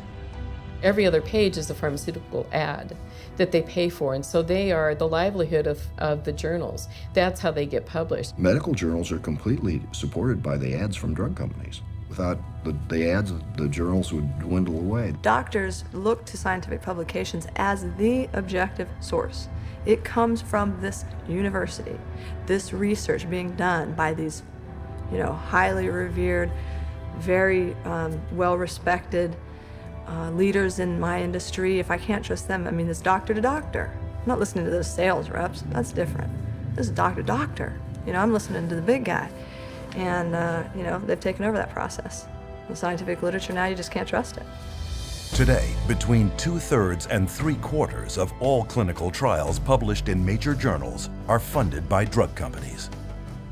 And to influence prescribers even more effectively, drug companies will give as much as $1 million to journals for reprints of favorable trials they can later use as objective-looking marketing tools. But the pharmaceutical funding of psychiatry goes beyond even this. Until years of pressure finally forced a recent promise to change, the APA's national conference was largely underwritten by drug companies, as were its government lobbying efforts. But old habits die hard. At a recent APA convention, the drug companies were there, handing out food and giving psychiatrists promotional lectures called product theaters. Then they get the vast majority of their funding for their associations, for their meetings, for everything from the pharmaceutical industry. So promoting pharmaceuticals is basically the only options that they have. With psychiatrists already enthusiastically spreading the pharmaceutical gospel to the rest of the medical field, drug companies also attack prescribing physicians on another flank, using armies of drug company sales representatives. We always did a full frontal assault. So we always came in, our product's the best. Our product's the best, our product's the best. Are you gonna write it? Are you gonna write it? You're gonna write scripts? This was kind of our mentality. My job and my pay was based solely on my ability to push drugs through my territory. So if I wasn't moving enough prescriptions, if I wasn't moving enough pills through my territory, I was at risk of being fired, and on a lesser level, I wasn't making the bonus money. The bottom line for you was it was a business, you got paid, and you had to get as many prescriptions as you needed that doctor to write, and you did it however you could. One way to get people onto psychotropic drugs is through free samples. These are not provided by psychotropic drug makers out of a sense of charity. They are intended to get the patient onto a drug regimen he cannot get off of.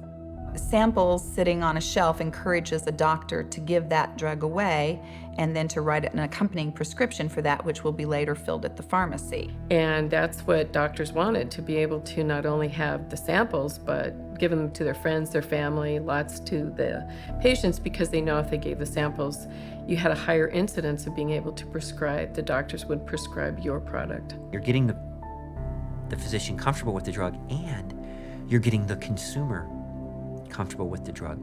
So let's say when the trial's over and the free drug's gone for the trial, what's the doctor going to do? Is he going to write a prescription of another product? Not if the patient's doing fine. You never want to rock the boat. The industry and the companies fully understand that if you can get those drug samples into a doctor's hand, you're going to be able to get prescriptions out of that doctor. They're actually a very effective marketing tool, and there's quite a large percentage of the marketing budget that goes into the distribution of samples. In 2003, pharmaceutical sales reps handed out $16.4 million worth of free samples. And to sell them even more easily, sales reps have another hidden weapon: prescribing information bought from pharmacies by prescription tracking companies.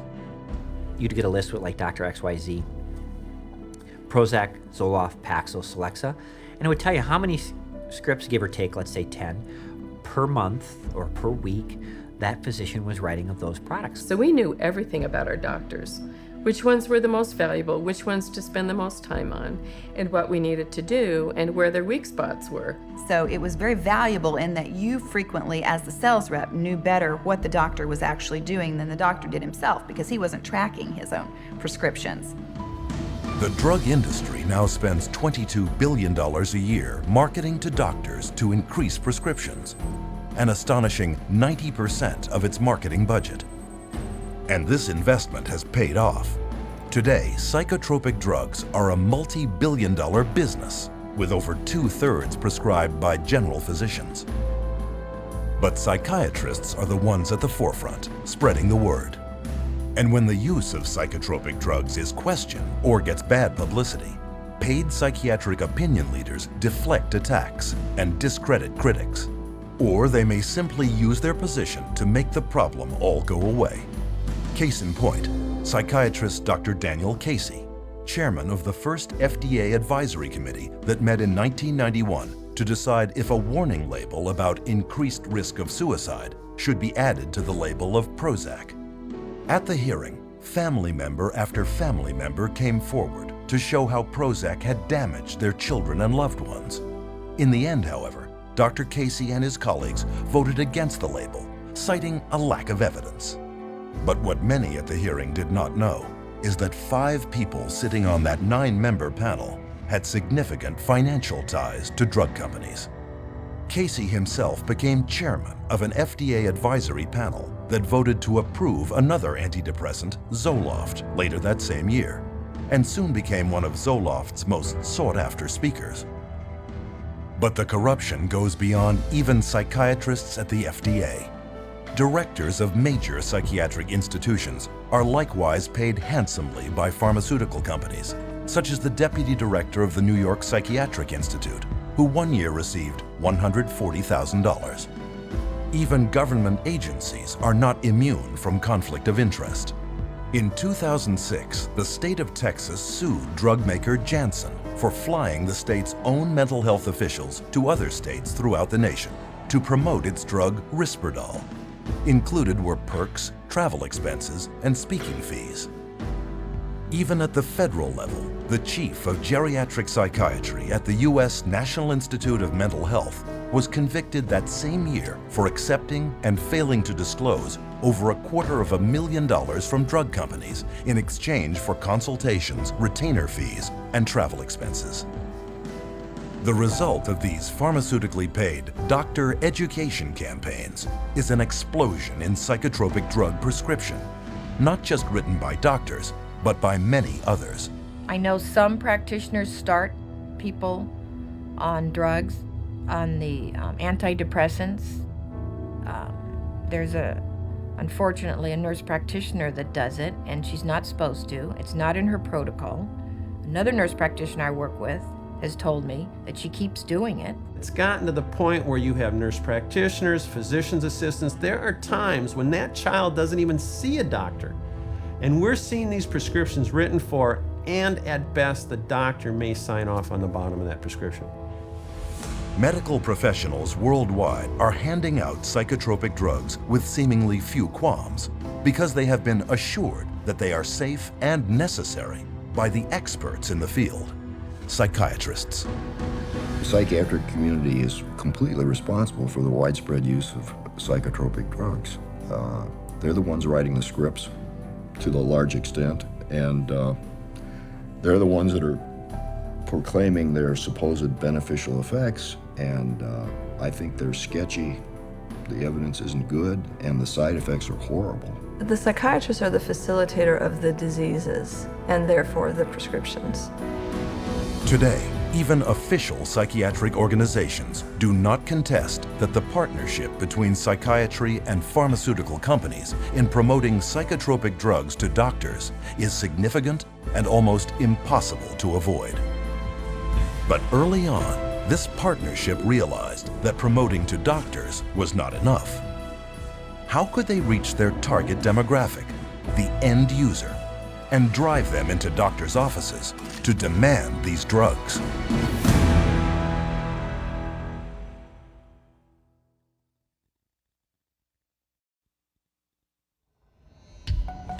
In the mid-1970s, Henry Gadsden, head of Merck, one of the world's largest drug corporations, told Fortune magazine that he wanted his company to be more like chewing gum maker Wrigley's and sell to everyone, even healthy people.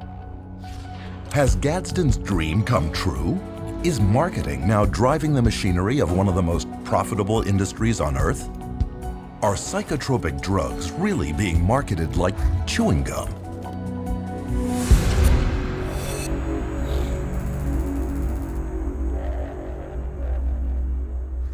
Psychotropic drugs are marketed on two fronts. The first is through sales campaigns aimed at doctors, psychiatrists, and other prescribers. And on a second flank, the drugs are promoted heavily to consumers, you.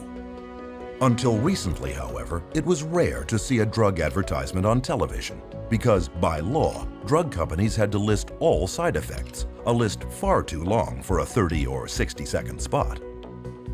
But in 1997, drug company lobbyists pressured the U.S. Congress to relax this rule and allow them to mention only some of the side effects. With this simple change, advertising psychotropic drugs on American television suddenly became possible. And this opened the floodgates to a torrent of advertising, which soared from $595 million a year in 1996 to $4.7 billion today, an increase of almost 700%. The directed consumer advertising on television, they don't give that message that in order to be healthy, you need to be off drugs. They don't give you that message. They give you the message that, oh, you have a problem, you have an issue, here's the drug that'll fix you. And a lot of money is driving this message home. The average American television viewer now sees as many as 16 hours of drug advertising a year. The pharmaceutical industry reaches right into our living room on a daily basis and tries to convince us that we have this problem that they can solve with a pill. That's dangerous. If you watch any primetime TV, if you watch any primetime news, you're going to get multiple advertisements for whatever the current med is of choice. On television, there are ads now that say, you have got this condition and you're feeling miserable. Ask your doctor to give you this pill. Take this pill, it's over the counter. We're being taught, our society really pushes the idea of quick, simple answers. Ask your doctor if Abilify is right for you. Ask your doctor about Cymbalta. Talk to your doctor about Zoloft. Ask your doctor about Prestige. Ask your doctor if it's Talk to your doctor. Talk to your doctor about the risks and benefits of adding Abilify. If you can convince somebody that they've got a medical or biological problem, that the only thing that solves it is a pill, it stands to reason you're going to sell more pills. To see how effective this Ask Your Doctor marketing strategy is, one study sponsored by the National Institute of Mental Health in 2005 sent trained actors into doctors and psychiatrists' offices, claiming to be depressed and asking for a specific antidepressant. 50% of them received a prescription for the very drug they requested. And even if the actor did not ask for any psychotropic drug at all, he was given a prescription a third of the time. The doctors feel tremendously pressured to please the patient, to prescribe what the patient is asking for. Nobody likes being labeled as the doc who didn't do anything for me. The doctor is a businessman, and he knows that if he doesn't fulfill that patient's request, there's a probability that that patient will go elsewhere because he'll find somebody that's willing to prescribe that drug. It should be the doctor's choice. It should be the doctor's evaluation driving the use of any medication. It shouldn't be giving a patient the opportunity to see something on TV and come in and ask for it by name, because doctors then are immediately put in a situation where they feel pressured to pull out the prescription pad, whereas they should have come to that conclusion based on their actual clinical data. But getting the patient to walk in and demand psychotropic drugs for non-existent diseases has taken that power out of doctors' hands. And this has been done through psychiatric drug marketing campaigns that fill the coffers of media outlets. Drug advertising on television, for example, accounts for 55% of the pharmaceutical industry's direct-to-consumer advertising budget. And estimates show that if this television advertising were ever banned, prescription sales in the United States alone would plummet by $10 billion. Magazines and other print media also depend on pharmaceutical companies for much of their advertising dollars, over $1.8 billion a year. But is this a good thing? Do such massive amounts of ad revenue taint what we see in the media? You know, obviously the advertising pays for the television programs. So the real money is in the advertising, not in the television program. So that's where the money is. I don't know of too many magazines that want to run huge advertisements blasting the drug companies that are paying for the magazine on the next page. They're going to take a lot of heat, and people are going to pull their ads if they start doing that. So again, you have a huge conflict of interest at play with the mass media. This partnership between the pharmaceutical industry and the media also extends to public service announcements promoting psychiatric disease. Americans living with schizophrenia. Kids with ADHD or sometimes postpartum depression. Still dealing with depression? It could be your time for change. Psychiatrists are featured promoting drugs in video news releases, which look just like TV news reports, but are, in reality, drug company-produced marketing spots. On news interviews, the experts furnished come from approved drug company speakers bureaus, and these psychiatrists rarely disclose their financial ties. As a result, mental health care segments in the media rarely deviate from the psychiatric party line. Psychotropic drugs are mentioned in movies and television, such as Prozac on the TV series The Sopranos, and Zoloft, a product placement in the film The Sixth Sense. This mountain of marketing is not confined to broadcast media only. Print, too, is inundated with drug propaganda, masquerading as news and information. All you have to do is look at any accepted magazine in America today, whether it be on even a woman's journal or a men's journal. There's always some type of pharmaceutical product that's being focused. And they've gone so far as to give away free samples. All you have to do is write in this coupon. And the psychiatric drug message has even infiltrated the taxpayer-supported public radio. For instance, psychiatrist Frederick Goodwin hosted a talk show for years where he championed the use of psychotropic drugs. As we'll be hearing today, Dr. Goodwin assured his listeners, modern treatments, mood stabilizers in particular, have been proven both safe and effective in bipolar children. What he did not say was that he would be paid $2,500 by pharmaceutical company GlaxoSmithKline to give a lecture that very night promoting their mood stabilizer drug, Lamictal. And there was more. The very week that Dr. Goodwin told radio audiences that there is no credible scientific evidence linking antidepressants to violence or to suicide, he raked in $20,000 from Glaxo, which had already admitted that it had suppressed studies revealing that its antidepressant Paxil increased the risk of suicide. Further investigation revealed that Goodwin had failed to report more than $1.3 million in drug company income. Might this level of conflict of interest be preventing the mainstream media from revealing the full truth about psychiatric drugs? As long as we have direct-to-consumer advertising and the marketing dollars the pharmaceutical companies put into it, you will not hear a companion story or any information about a school shooter or a person who went to their work and killed all their family members and friends. You will never hear whether or not they were on a medication. What you will hear is how depressed they were.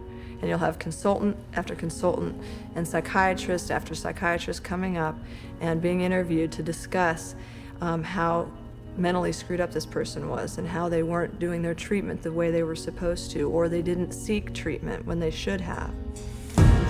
This story has protected psychiatrists and their drugs for decades. To understand why one hears it so often, one need look no further than the bottom line. As parts of large corporate giants, today's media companies are in the business of making money. And to their CEOs, keeping stock prices high is part of their job description. And when pharmaceutical advertising money is your lifeblood, there is little chance you will rock the boat. With traditional sources so compromised, one might wonder if the information they're getting on psychotropic drugs really is the whole story. But what about the internet? Well, psychiatrists and drug companies are already pushing psychotropic drugs in cyberspace too, with very few restrictions. If a patient goes online and looks up a drug and puts in a drug's name, and there'll be a bunch of sites that come up, many of those sites will be funded by the drug companies, but you won't be able to tell from the site. You'd have to, dig up, if at all. You may have no idea that that site was funded at all by the drug company. And especially those ones like Ask a Doctor, those are definitely drug company driven. Through every communication outlet they can influence, psychiatrists and drug companies team up to drum out one single relentless message.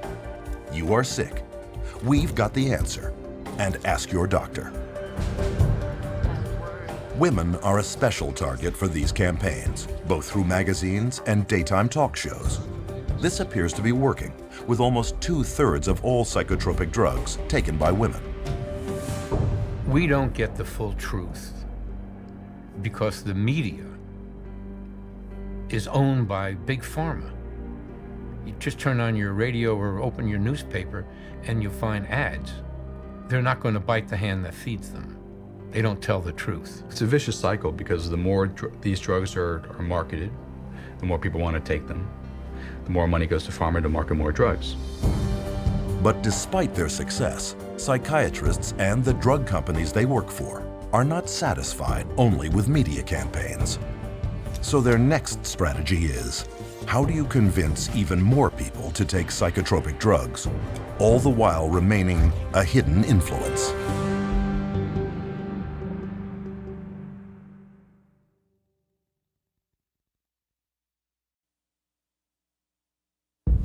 Billions are spent every year by drug companies to advertise their latest drug. These efforts are obvious. But are there hidden ways that psychiatrists and drug companies can get you to ask your doctor without your even knowing it?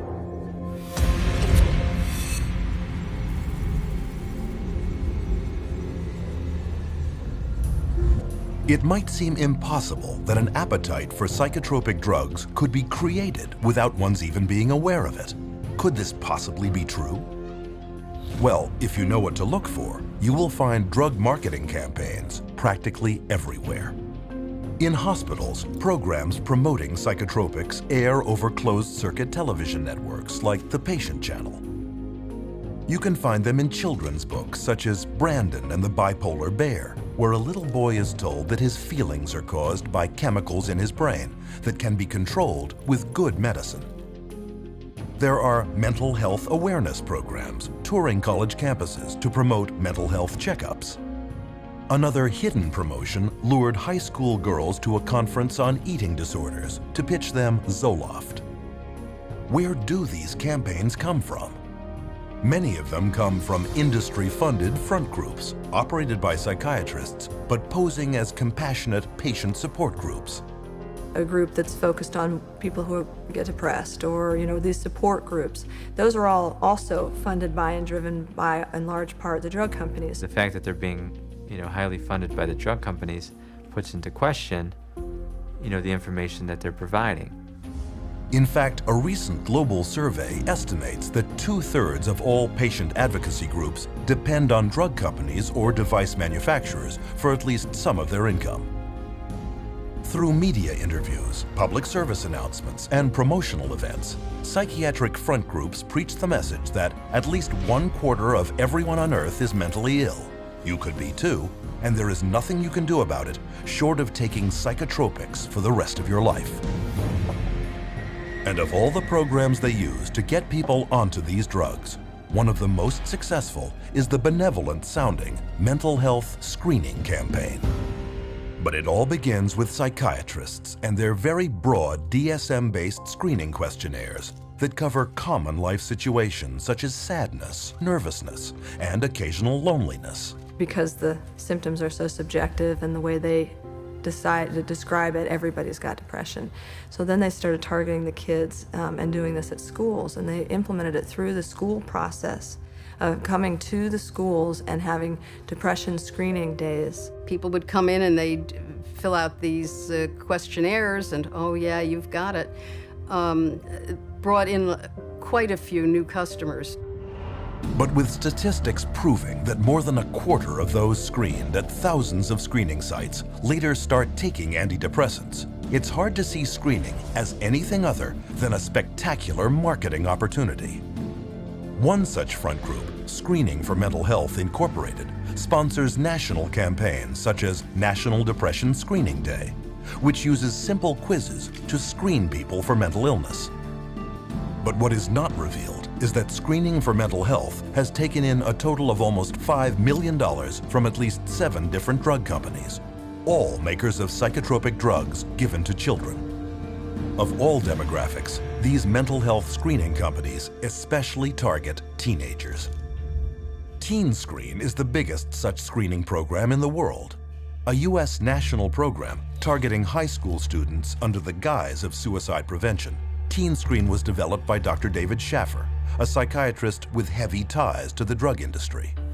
Teen Screen is a series of questions that take about 10 minutes for kids to answer. It's targeted at high school kids. On the Teen Screen case, it asks, do you sometimes feel like other people have an easier life, or, do sometimes you feel bad about yourself and other times you feel good about yourself?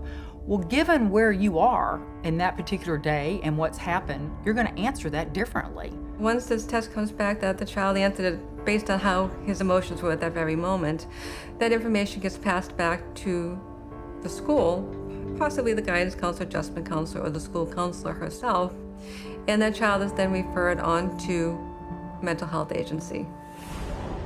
And studies now show that once in front of a psychiatrist, 9 out of 10 children are prescribed a psychotropic drug. Using alarming language and misleading statistics, Teen Screen attempts to frighten parents, fearful that their child may be suicidal. But a closer look reveals that this is not a suicide prevention program at all, but a drug marketing campaign. And this marketing and its wide diagnostic net creates a huge rate of what are known as false positives. By Schaffer's own admission, 84% of all students taking the Teen Screen test were falsely labeled as depressed or suicidal. Predictably, Teen Screen is viewed with suspicion by many parents. To get around this, Teen Screen personnel have offered school children such enticements as movie coupons or free pizza to motivate them to get their parent's signature on the consent form. To eliminate parental objection altogether, Teen Screen has even instituted a passive consent policy, whereby if the parent does not formally object in writing, the child is assumed to have gotten permission and is then screened. Typically, the permission slip that comes home is a permission slip that if you don't sign it, they will give the children the screening anyway. And for many who do complete the screening questionnaire, the results can be devastating. In Colorado, Teen Screen labeled over half of all school children as at risk for suicide, in spite of a government-documented teen suicide rate of less than 1 in 10,000. Far fewer odds than being struck by lightning. In fact, in the last decade, the American teen suicide rate has not risen, but has actually fallen by 25%. There's no data that supports that doing something like a Teen Screen is actually going to reduce suicides. they themselves have indicated that the numbers are so small, the suicide rate is so small, that you can't really get an accurate read on whether it works or not. On top of this, there is now evidence that far from preventing suicide, screening programs actually cause it. The chair of the National Institute of Mental Health Research Consortium concluded participants were more likely to consider suicide a solution to a problem after the program than before the program. And research has shown that once put on psychotropic drugs, children are more likely not just to consider suicide, but to actually follow through. That you may have more people that are so distraught by the way they are when they're under the influence of the drug that they do commit suicide. And I think it's entirely possible that they're not, instead of saving lives, they're going to be losing lives to suicide. With no evidence of effectiveness on one hand and a huge downside on the other, TeenScreen is still being run in 43 states at over 500 sites. But it is not the only screening program aimed at children. The Youth Risk Behavior Surveillance System administers a 35-minute test in at least 45 states. Yet another, Signs of Suicide Incorporated, has screened thousands of children at 3,500 schools across the United States. They too are heavily backed by pharmaceutical money. And so far, for psychiatrists and drug companies, it has been a great investment. Throwing out a net in doing a typical teen screen or any type of mass assessment, we now have increased our client population tenfold by kids who need to be either seen by a therapist and or seen by a psychiatrist. The internet is another rich source of new prospects. Take, for example, the Patient Health Questionnaire, a 16-item checklist that allows anyone to diagnose himself with depression within 8 minutes. One of the questionnaires developers was psychiatrist Dr. Robert Spitzer, the architect of DSM-3, and its copyright is owned by Pfizer, the world's largest pharmaceutical company, and maker of the antidepressant Zoloft. There is also a 2-question version that can take less than a minute to advise you to ask your doctor. Online screening questionnaires abound, testing such potential psychiatric disease categories as bipolar disorder, ADHD, narcissism, self-esteem problems, eating disorders, and sex addiction. We all have ups and downs because that's what normal life is. If you administer the screening on those times where you have down, you're going to be labeled as having a mental health issue. Where if you took the same screening later, you may not be, but you've already been labeled that way. And that's the danger of that. And labels last a lifetime. So far, screening campaigns have been limited to those willing to participate. But what if the screenings are no longer voluntary? Will this lead to increased drugging?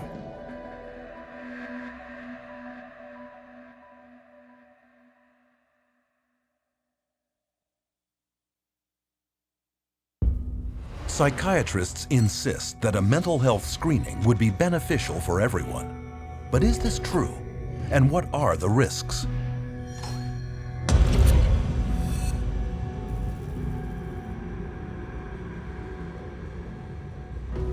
In 2003, a presidential advisory group known as the New Freedom Commission on Mental Health issued a comprehensive program that laid out its strategy for screening major segments of American society for signs of mental illness. Some of their goals included programs creating early detection of mental illness, enlarging the role of schools in diagnosing and treating mental problems, and expanding the use of mental health screening beyond the psychiatrist's couch and into the offices of primary care physicians. It's going to screen the population for mental health, the whole population. They're going to do it by stages, starting with school children, of course. So far, mandatory mental health screening is not yet a reality, except for a few small segments of society. One of them consists of the most powerless and disenfranchised of them all, foster children. A child goes into foster care. They label the child with some kind of a psychological problem. The child is immediately sent to therapy. Well, the therapist will say, well, I believe the child needs to be on something. So they recommend that the child see a psychiatrist to have the drug administered. Out of the 60, 65 families that I see, easily 90% of the kids they have the mental health diagnosis to begin with. If they get it from a psychiatrist, it almost always comes with meds. And I think that we see identified as at-risk kids in the community, and we see some of the most intense situations. And a lot of them are on 4 or 5 different meds. I've seen children that the day they're taken out of their parents' custody and placed into state custody, actually seem happy, healthy, vibrant, energetic. And then, 2 months later, after they've begun taking these medications, they are very slow. They are zombie-like, is the best way to describe it. Today, all children entering Texas's foster care system receive mental health screening. The result? 60% of the state's foster child population is diagnosed and put on at least one psychotropic drug, including some children as young as 3 years old. And it is worse in other states. In Massachusetts, for example, 2/3 of children in state care are being treated for mental illness. Nationally, foster children are being drugged at over triple the rate of children in the general population, such as in the case of 7-year-old foster child Gabriel Myers, on 2 powerful psychotropic drugs, one carrying an FDA warning for causing suicidal thoughts in children when he hanged himself with a shower hose. Another market segment is active duty soldiers, who are routinely screened at military clinics, labeled with a mental disorder, and given powerful and potentially violence-inducing drugs. Iraq wasn't like Vietnam. There weren't illegal drugs everywhere. But there were drugs everywhere because, every guy on post, they knew all they needed to do was go down and see the combat stress unit, the shrink, and he was the drug dealer on post for us. Almost everybody that saw the body or experienced the event were put on some sort of psychotropic medication. Some bases where my friends were at, my fellow veterans were at, everyone, the whole platoon was on drugs. I would say about 75% of active duty military is addicted to some type of psychotropic drug. You could walk around a military barracks and you ask someone for some Prozac and somebody's got some Prozac or some Xanax or some Zoloft. I've got friends who were in the Army with me who are now dependent on Zoloft and psychotropic drugs just because they got used to it in Iraq and they didn't ever want to get off it, and now they're dependent on it and addicted to it. We have huge numbers of military people on antidepressants, and instead of the suicide rate going down, which you'd expect if the drugs were effective, the suicide rate is going up. This last January, we had more soldiers commit suicide than we had die in combat. And what's not being brought out much yet is the fact that the large majority of these soldiers were on these drugs. We're drugging the military at a rate we've never, ever seen before. And this is just the beginning. Military mental health screening programs are planned for 43 clinics in 15 bases throughout the United States, Germany, and Italy. Studies reveal that as many as 12% of those serving in Iraq and 17% in Afghanistan are on some type of antidepressant or sleeping pill, a total of 20,000 service members. But this number pales in comparison to the number of pregnant or postnatal women that could be drugged should mandatory psychiatric screening laws for them come to pass. And when a woman is pregnant, right during the pregnancy, specifically right afterwards, her hormones are changing and sometimes raging. And to screen them and call it mental illness, if they have any type of emotional issues in any way, shape, or form, is utterly ludicrous. Even without laws mandating it, expectant mothers may be screened for mental illness and not even know it. Here are some women interviewed coming out of their doctor's offices. Have you ever been screened for mental illness? I have not been screened for mental illness. No, I've never been screened for any mental illness. I don't remember any pre-screening. I have not been. No. No? Have you ever been screened for any mental illness? No, I have not been screened for any mental illness. Did your OB/GYN or gynecologist have you fill out a questionnaire that contains psychological questions? Yes, my OBGYN did give me a questionnaire that has psychological questions. I've never been screened for mental illness. Yes, I would say the first time I went to see my OBGYN, I did fill out questionnaires about even family medical history, my medical history, my mental state. I've not been screened for any mental illness or depression. I took a questionnaire at my 6-week checkup, and it basically asked me about if I was crying, if I felt depressed. Yeah, it was a questionnaire about depression. If you're depressed, or if you had any history of depression. Are you happy with your normal day? Are you happy about being pregnant? Or have you ever hurt yourself? Or are you happy? If I feel like hurting someone, if I was angry. Do mental illness run in your family? You know, it was very noticeable to me after the pregnancy that they're actually fishing for the postpartum depression. When I was pregnant with my daughter, before I had her, I had to take postpartum depression medicine from my 7th month on to my 9th month. And where is this screening leading? To programs like a little-known drugging scheme originally formulated in Texas in 1995 called the Texas Medication Algorithm Project, or TMAP. TMAP is a program that was originated starting in the 90s, a collaborative group of doctors from University of Texas and the Texas Department of Mental Health and Mental Retardation. And what it was supposed to do was come up with the best practice for treating mental illness.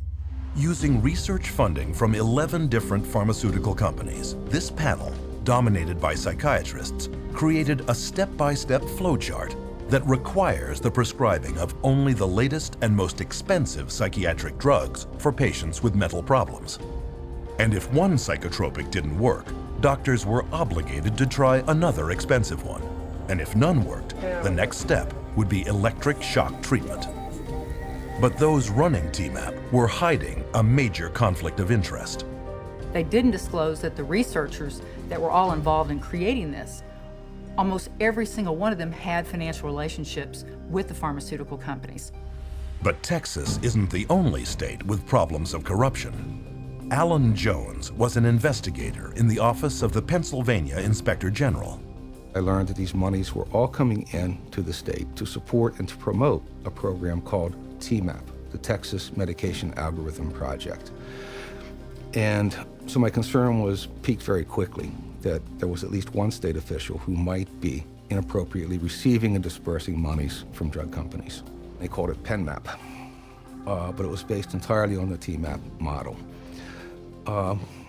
Also very quickly, I learned that there were other state employees who were serving on advisory boards financed through various pharmaceutical companies, and other state employees who were accepting honorariums personally, directly, from drug companies for speaking in their state capacities or official capacities. That's a felony in Pennsylvania. I saw there was a much bigger picture and attempted to surface that bigger picture and was consistently told to back off. I was told that drug companies write checks to politicians on both sides of the aisle. Back off. You will not expand this investigation into the drug companies. Continued to press the investigation, much of it on my own time at this point. I became increasingly alarmed that all of the drugs recommended by the TMAP program were exclusively the new patented atypical antipsychotics for schizophrenia and all of the brand new patented SSRI antidepressants. None of it added up. When it became obvious to me that my investigation was not going to be permitted to continue, and it became obvious to the Inspector General's office that I was not going to stop, I was removed from lead investigator on the case. They threatened me with loss of career, with loss of job, with loss of reputation, essentially. Despite the investigation resulting in the conviction of Pennsylvania's chief pharmacist, TMAP and offshoots like PenMap spread throughout the country, generating billions of dollars in drug sales. But the psychiatric gravy train comes at great public cost. In 2001, TMAP and its children's equivalent CMAP bankrupted the Texas Medicaid program and the state's mental health and prison systems. So, what do we see in the final picture?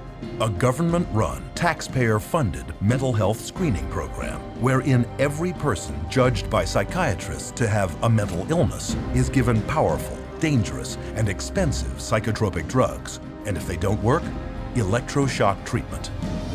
They're going to start with school children on the New Freedom Initiative. Then they're going to move it to senior citizen nursing homes. Then they're going to move it to, of course, military.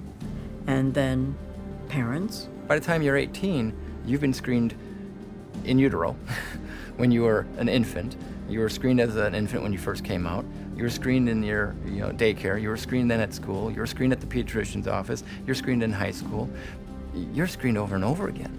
And to sit there and pass laws requiring that people be screened and drugged based on screening under state law or federal law is really, it's criminal. It should not be done. They're marketing this madness all over this country, and we are actually becoming an example for the rest of the world. So we're, again, the poster child, if you will, and so the rest of the world is spending more and more on drugs. I don't know that there was ever a time in the history of the world where people have been drugged to the extent of what we're seeing today. The reality is, if you look at the overall picture, I don't see these drugs helping us make a better society. We see it in the military, we see it in our children, we see it in the schools. These drugs are not working to make a better society. And with hidden mental illness marketing campaigns at full tilt, what happens to patients once diagnosed and delivered into the psychotropic drugging machine?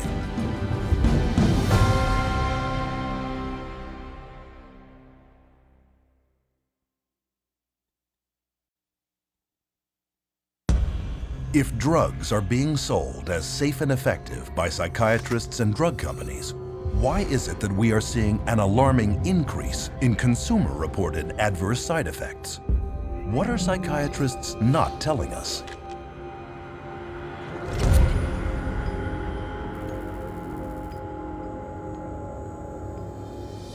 All drugs create biological changes in the human body. In mainstream medicine, those changes that are intended are called main effects. Those that aren't are called side effects. No drug is without effects, side or otherwise. But with psychiatric drugs targeting delicate brain processes, all effects, even main effects, can be hazardous, unpredictable, and sometimes irreversible. And all these medications that are apparently supposed to act as a magic pill, they're finding all of them have side effects that, could put the patient in harm's way just as well as it could help them. So, just what are these drugs doing? And how do they work? To find out, you should be able to locate much of this information in the drug's package insert, or PI. Contained in this insert is the mechanism of action, the drug maker's explanation for how the drug works on the body. Take, for example, antibiotics, drugs used for over 50 years as a cure for infectious diseases such as tetanus, tuberculosis, and strep throat. Its mechanism of action is well known. Antibiotics prevent the cellular activity of bacteria, thus inhibiting its growth or killing it altogether. But with psychotropics, drug makers say on their own package insert that their mechanism of action is unknown. Most of the medications that are given to clients, whether they're SSRI medications or they're antipsychotics, a lot of the pharmacology of these medications, they don't even know how they work in the first place. But it has been noted that there is one primary side effect of psychotropics that is common to all. Most medication and psychotropic medication, I've noticed, tends to flatten the things, so that while you're decreasing the depression, you're also decreasing the joy. And so you're minimizing what it means to be human in the service of avoiding dealing with a problem. They can't connect to the world around them. They feel like there's no feeling, which is, you should have some feeling there. All that's doing is really numbing them down, and they're not doing the work that they need to do to resolve that issue that's going on somewhere internally. But the numbing of emotions is not the only way psychotropic drugs affect the user. Each of the 5 main classes of psychotropics has side effects of its own. Typical antipsychotics, such as thorazine, are powerful chemicals originally designed to shut down the central nervous systems of mental hospital inmates. They are now mainly used on people with serious mental problems, and they can cause feelings of helplessness, deterioration of the mind, neurological damage, dementia, trembling, twitching, and damage to internal organs, to name a few. Anti-anxiety drugs such as Valium and Xanax are prescribed for nervousness, anxiety, and panic disorders. They can cause patients dissociation, cognitive impairment, increased aggression, fatigue, hallucination, and acute amnesia. They've got foggy thinking, they're bloated, they have weight gain, they're now diabetic. It's one symptom after another, all caused from the drugs that they're taking, and they don't realize it. Stimulant drugs like Ritalin, Adderall, and Concerta are mainly used for people with so-called attention problems, such as attention deficit hyperactivity disorder. These drugs are very addictive and can result in stunted growth, weight loss, manic behavior, heart palpitations, neurological tics, cardiac arrhythmia, gross brain shrinkage and malfunction, anxiety, insomnia, violent behavior, and even sudden death. Ritalin, a stimulant commonly prescribed to children, acts on the body in a very similar way to cocaine, but is far more potent. And recent studies show that it can cause permanent changes in children's developing brains. So you're going to have problems, and it is shown that some of these medications, particularly the stimulants that they're giving, like Ritalin and Concerta, all the ADHD medications actually shrink brain tissue. They know that these psychiatric drugs destroy cells, destroy brain cells, shrink brain tissue. How can that possibly ever benefit anyone? It can't. That's the simplicity. It's not possible. Antidepressants are a fourth class of psychotropic drug. As their name suggests, they are used to treat depression and mood disorders. The list of side effects includes blurred vision, dry mouth, low blood pressure, internal bleeding, weight gain, sleep disturbance, seizures, impaired cardiac function, and psychosis. The most common thing that I see is the sexual dysfunction. So women having a hard time reaching orgasm or just finding that their libido is lower. And I see that with men as well. And the second most common thing I see is weight gain. I have to say it is not terribly uncommon to see a 40-pound weight gain with antidepressants. One study found that Paxil, a leading antidepressant, increases the risk of breast cancer in women by 7 times. Perhaps riskiest of all is the drugging of pregnant or postnatal women with antidepressants for depression.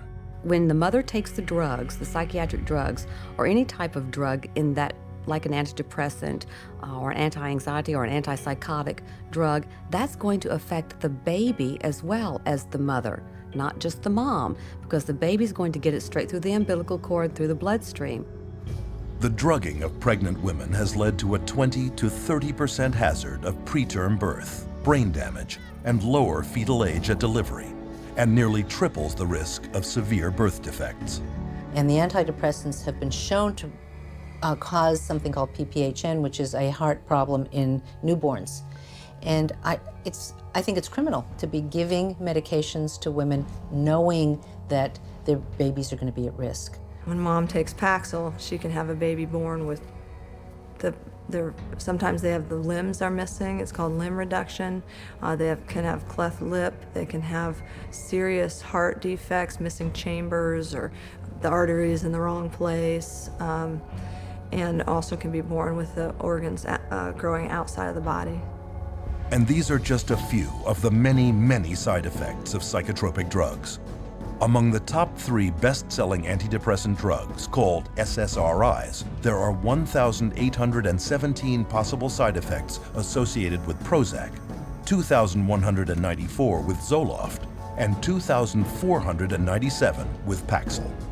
Interestingly, among these is the worsening of the exact same symptoms the drugs claim to address. They cause depression. They cause suicidal tendencies and ideologies. So they cause a lot of the very exact symptoms that they're supposed to be correcting.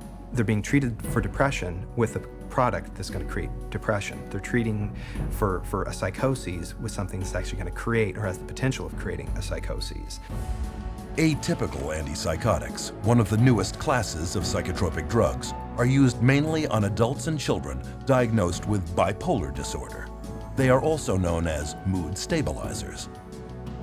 Though launched with storied claims as miracle drugs with little or no side effects, atypical antipsychotics have recently been exposed as creating severe weight gain, diabetes, coronary heart disease, acutely irregular muscle movement, pancreatitis, and delirium. Though the new antipsychotics were originally approved only to treat schizophrenic adults, over a 7-year period, prescriptions for children jumped 5-fold to an estimated 2.5 million prescriptions. And this drugging is coming with serious consequences. You know, I've seen kids who have had significant weight gain on some of the antipsychotics, where they were pre-diabetic. You know, they've had, you know, changes in some of their cardiovascular functioning. So there are potentials to really damage the child's health.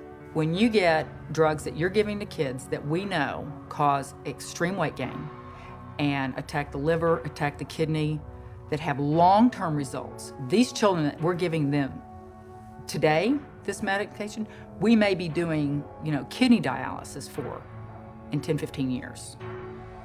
And it is not only children that can be affected. It has been estimated that psychotropic drugs are to blame for over 16,000 traffic accidents every year in the United States. And this study only looked at drivers 65 and older. And what happens when these unwanted side effects surface? Usually, the psychiatrist will prescribe yet another drug. It's called polypharmacy. It's just, you know, adding additional, you know, if the first drug doesn't work, you add a second drug. If you have an adverse side effect from a drug, then you add another drug to deal with the adverse side effect. And then let's say they start an antidepressant and now they can't sleep. So in order to counteract that, they'll be given a sleeping pill. Then a tolerance builds up. So they might now need another drug because they're now at a tolerance level of the first drug that it's no longer creating the, quote, expected or helpful result. It's not uncommon to see people 5, 6, 8, 9, you know, psychotropic drugs. And there's absolutely not a shred of research that supports that these drugs can be used safely and effectively in combination. Consider tardive dyskinesia, a movement disorder entirely caused by psychotropic drugs. For 20 years, beginning in the 50s, psychiatrists failed to inform patients about the link between tardive dyskinesia and antipsychotics, such as Thorazine and Haldol. By the time psychiatrists admitted the truth about their pills, thousands had been permanently crippled. Even today, tardive dyskinesia has developed in 73,000 older adults, and drug-induced Parkinsonism has appeared in 61,000 more. But this class of psychotropics is far from the exception. Reports are now surfacing that today's atypical antipsychotics and antidepressants, such as Zoloft, are causing widespread tardive dyskinesia, sometimes within months of first use. But psychiatrists and drug companies continue to dispute this damning new evidence and go on prescribing these drugs, even to children. But of all the side effects experienced by users of psychotropic drugs, the most horrendous may be an intense inner agitation and restlessness, known as akathisia. These drugs can cause something called akathisia, which causes people to become very agitated, and actually a little nuts, you know, a little off balance, and they'll do things that they never would have done before, things that are totally out of character. This is a normal person without any history of auditory hallucinations, and all of a sudden they'll say there's voices telling them this is the only way to stop the pain, it's the only way is to kill themselves. Had patients tell me that they never, ever, ever had one single thought about suicide in their entire life until they started on the drug. An estimated 10 to 25% of SSRI antidepressant users, close to 7 million people in the US, experience akathisia. And Psychiatry's Diagnostic and Statistical Manual of Mental Disorders even admits the connection between psychotropic drugs, akathisia, and suicide. The statistics back this up. the suicide rate of the general population is less than 11 for every 100,000. But for every 100,000 people taking SSRIs, the suicide rate jumps to 718, over 65 times more. And yet, we are told daily by psychiatrists and drug companies that psychotropic drugs actually prevent suicide. So, what are we to believe? One can start with the drug company's own warning letters to doctors, or unpublished data for the antidepressant Effexor, or an analysis of Prozac using the FDA's own statistics, or even a British House of Commons report on Zyprexa. Of course, not everyone commits suicide, but the huge volume of other side effects can be horrendous. The medication that the psychiatrist prescribed me made me feel awful. Constant headaches, constant nausea, wanting my skin to turn inside out, just feeling like bugs were crawling all over me all the time. It made me feel like all slow and like sluggish and stuff. And when somebody would ask me something, it would kind of like take a minute, like, what? These drugs have affected my heart. They have affected my liver. Weight gain one time, hit like 40 pounds. These thoughts come over me like I wanted to kill I wanted to really hurt somebody. It just sucks all the life out of you. So you're like a body, like a machine. I didn't want to live. I didn't have the desire to live. I felt miserable. You just can't live, you'd just rather die. Because there's no living when you're hallucinating every day. I actually tried to commit suicide with my psych meds. At some point when you realize that you are really just existing, you're not living, at some point you realize you need to take the risk to get off. But what about those who say psychotropic drugs really did make them feel better? That for them, these are life-saving medications whose benefits exceed their risks. Are psychotropics actually safe and effective for them? So what ends up happening is that someone feels good for a while, and then very often they have to have their dose increased, and then they feel good for a while, and then they might have to have it increased again, or maybe they'll switch agents. So it's that kind of a story if you're not actually getting to the root of what's going on. I think the research is pretty clear that then all of a sudden starts to change, and you start to have a supersensitivity to being depressed, in which case then they become more depressed, and then they're chronically depressed. And there is ample evidence that if the short-term side effects of psychotropics don't get you, the long-term effects will. Psychiatric drugs are toxic to the body.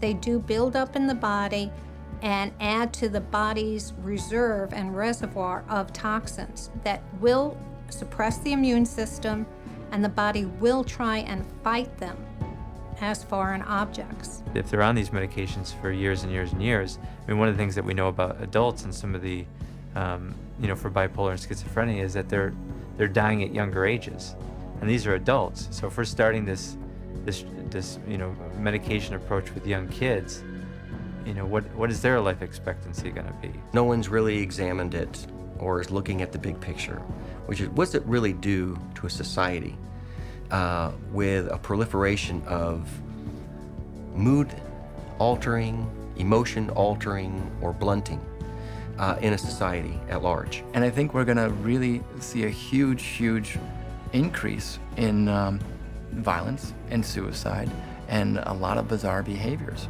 that we haven't seen, because for a very short period of time, only in the last 60 years, have we really started medicating, intoxicating our brain with these incredibly toxic substances.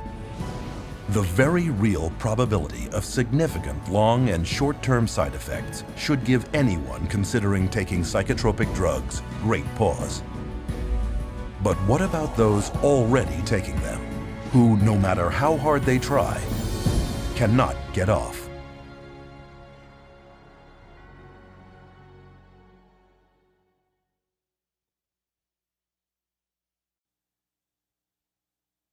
Psychotropic drugs have long been noted for having a multitude of physical and emotional side effects that many simply cannot live with.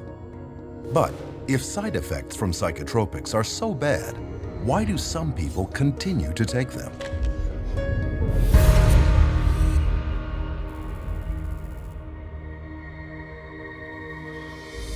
Psychiatrists, drug companies, and even government agencies are entrusted with the safety of the drugs they put on the marketplace. And while they will reluctantly admit to most side effects of psychotropics, there is one more that they almost never mention. Every single one of these drugs are addictive, psychologically and or physically addictive. They change your body's makeup, you change your body how it reacts to things. And so even though people, in their psychological state, they may be over their depression, they physically will need that drug still. And so that becomes the complication of getting them off. I have people come to me on a weekend, they've run out of refills, and they say to me, if I don't take this drug, I'm gonna get sick. If I don't take this drug, I'm gonna get sick. We don't talk about psychologically, we don't talk about depression, we don't talk about anxiety. I am going to get sick if I don't take this drug this weekend. It has nothing to do with psychology. But listen to what some psychiatrists questioned at a recent APA conference had to say about addiction. How addictive are psychiatric drugs? They aren't. Only benzodiazepines. They're not addictive at all. Antidepressants are not generally considered addictive. SSRIs are not addictive. Antipsychotics, they don't cause addiction. Major tranquilizers are all safe as far as addiction is concerned. The drugs that most of us are using in neuropsychiatry are not addictive at all. So who's right? To find out, we need look no further than former patients with first-hand experience. The psychologists and psychiatrists, I went to both. They never told me that they would be addictive. They would cause me to have these thoughts. For sure, the psychiatric drugs I was on was addicting. Within six months to 9 months, I was hooked. Boy, Xanax had a hold of me. I mean, I was going through a bottle of pills every 3 or 4 days. I lost my job over it. Over a prescription drug that's not supposed to be addictive, lost my job. The reality is that it is addicting. It will wreck a person's life. This conflict on addiction all comes down to a definition of words. Most people think of addiction as an uncontrollable psychological or physical need for a certain substance. But not psychiatrists. They define addiction as the craving of a higher and higher dose of the same drug, while the uncontrollable need to keep taking a drug is categorized only as dependence. This is why psychiatrists will not admit that their drugs are addictive. In their definition, a very small percentage of people become addicted. The reality is a large percentage of people can't get off these drugs, and they call that dependence. It's all a matter of how they term it. And when you look at addiction, it could be that their tolerance increases and their needs and wants to use the medications increase, or it could be they simply, once they start on the medication, they're not able to come off of it without help. They try to, and as soon as they try to come off the medications, they start to have symptoms that are unwanted and obviously keep them wanting to take the medications again. When you explain to them how addictive it is, they are surprised because they're like, well, it's a prescription. So I do believe that a lot of people don't really know how harmful these meds are. They don't view them as dangerous as some of the street drugs. But many psychotropics have become street drugs, especially the class of drugs given to children diagnosed as having inattention or hyperactivity. Stimulants such as Ritalin, Adderall, and Concerta are so habit-forming that they are listed by the U.S. Drug Enforcement Administration as Schedule II drugs, highly addictive substances on the same list as morphine and cocaine. Biochemistry and pharmacology of Ritalin is exactly the same as that of cocaine, except for the speed of onset. The similarity between Ritalin and cocaine becomes obvious when considering the major problem of stimulant abuse in our schools, where tablets of Ritalin and its chemical cousin Adderall are taken recreationally by kids in schoolyards. Some of my friends took Ritalin and Adderall just to get high, like that I've known throughout the years. Kids will chop that stuff up with a razor blade. It's pure, man. Pure drug, you know? That's why kids like it. They chop it up with a razor blade and snort it. My cousin Sammy had this Ritalin, and we would eat it, and we'd be able to stay up all night and play video games.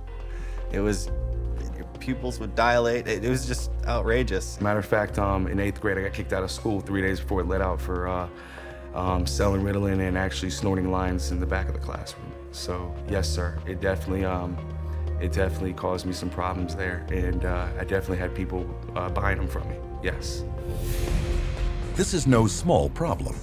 In 2006, researchers discovered that more than 7 million Americans had misused stimulants, with 75,000 American teenagers and young adults becoming addicted every year. Beyond just addicting its users, stimulants are also well known as gateway drugs that lead to further addiction to such street drugs as cocaine, heroin, and methamphetamine. When you provide drugs in the manner in which most of our children are being provided drugs at an early age in life, only prepares that child to be on more drugs as they get older. And yet in several recent publications, psychiatrists actually encourage children labeled ADHD to take stimulants to reduce future dependencies on cocaine and other street drugs. But evidence shows that not only is this theory unfounded, but the reverse is true. When I've spoken to people who are methamphetamine addicts, they said that the drug that they started taking almost consistently was Ritalin. The longer a child is on Ritalin, the more the likelihood that they may become addicted, whether it's Ritalin or Concerta or Adderall, okay, or a number of other drugs. Stimulants aren't the only psychotropic drugs carrying a high potential for addiction. Benzodiazepines, for example, are tranquilizers that can become addictive within 14 days. Take, for example, the benzodiazepine Xanax, which after only 5 years on the market was producing 1.5 million addicts every year. And getting off can be very difficult. Symptoms of Xanax withdrawal include shakiness, loss of appetite, muscle cramps, memory and concentration problems, insomnia, agitation, panic, and anxiety. Some of the psych medicines, particularly the benzodiazepines, are some of the most addictive drugs there are in terms of the persistent withdrawal anxiety that these drugs cause. I have been in the position of having to withdraw a number of people from benzodiazepines that I didn't put on them, obviously. And it's difficult. It's really difficult. Prescription benzodiazepines, I think, are much more dangerous and much harder to come off of for the patient than the street drugs are. But survivors will tell you that benzodiazepines are not the only class of psychotropic drug that is extremely hard to withdraw from. I had about a 10-year time frame in my life where I abused both street drugs and prescription drugs. And the drugs that were the hardest to come off of, in my opinion, were the psychiatric medications. And I mean worse to come off of than a drug like heroin. Withdrawal symptoms from the psychiatric drugs just made my mind go crazy. I couldn't think. I couldn't form coherent thoughts whatsoever. It was racing. I had highs and lows, ups and downs, hot and cold sweats. I went through seizures. I was sweating with night sweats so bad I was wetting my bed just with sweat. I had tremors really bad. I mean, I joked that I looked like I had the end stages of Parkinson's disease, but you couldn't even hold me still when I was going through withdrawals. My legs would shake. I couldn't sleep. No one in the world should have to go through what I went through, in my opinion, and I wouldn't wish it on my worst enemy. Even newborns born to women taking psychotropics while pregnant can undergo withdrawal. These infants could experience irritability, hyperactivity, abnormal sleep patterns, vomiting, diarrhea, and failure to gain weight. But it is the amplification of certain side effects caused by withdrawal from psychotropics that can have a disastrous effect on the individual. Now the person stops taking the drug, and the effects of the withdrawal or the effects of stop taking the drug are increased and amplified symptoms like the depression or suicide ideas, or etc. They have tremendous mood swings. They invariably get violent. And they cannot control their emotions. You're very depressed, you're suicidal, you're hallucinating, you're psychotic, you're crazy, you're manic when you stop taking your medication. This is why improper withdrawal from SSRI antidepressants in particular has been shown to trigger mood swings and uncontrollable anger, which have been implicated in many recent killing sprees. In May 1998, for example, 15-year-old Kip Kinkle had just stopped taking Prozac when he shot and killed both his parents, then went on a shooting rampage at his Oregon high school, where he murdered 2 more and wounded 25. In November 2007, Pekka Erik Ovinen shot and killed 8 at his school north of Helsinki, Finland. Earlier that fall, he had either reduced or stopped using the antidepressant he was prescribed for social anxiety. Valentine's Day 2008, Northern Illinois University, Stephen Kazmierczak walked into a crowded lecture hall and opened fire, killing 5 and wounding 18. A few weeks earlier, he too had abruptly stopped taking his antidepressant. But rather than acknowledging that tragedies such as these are the result of withdrawal from highly addictive psychotropic drugs, the customary response of psychiatrists is to blame the lack of the drug for what they claim is the return of the mental illness. When a psychiatrist says that, well, the reason why they're feeling that way when they get off the drug is because, see, that shows you how bad they really need the drug. Here's the deal. There's no way that that's true. The reality is, when they stop the drug, they get depressed or they have withdrawal effects of various types.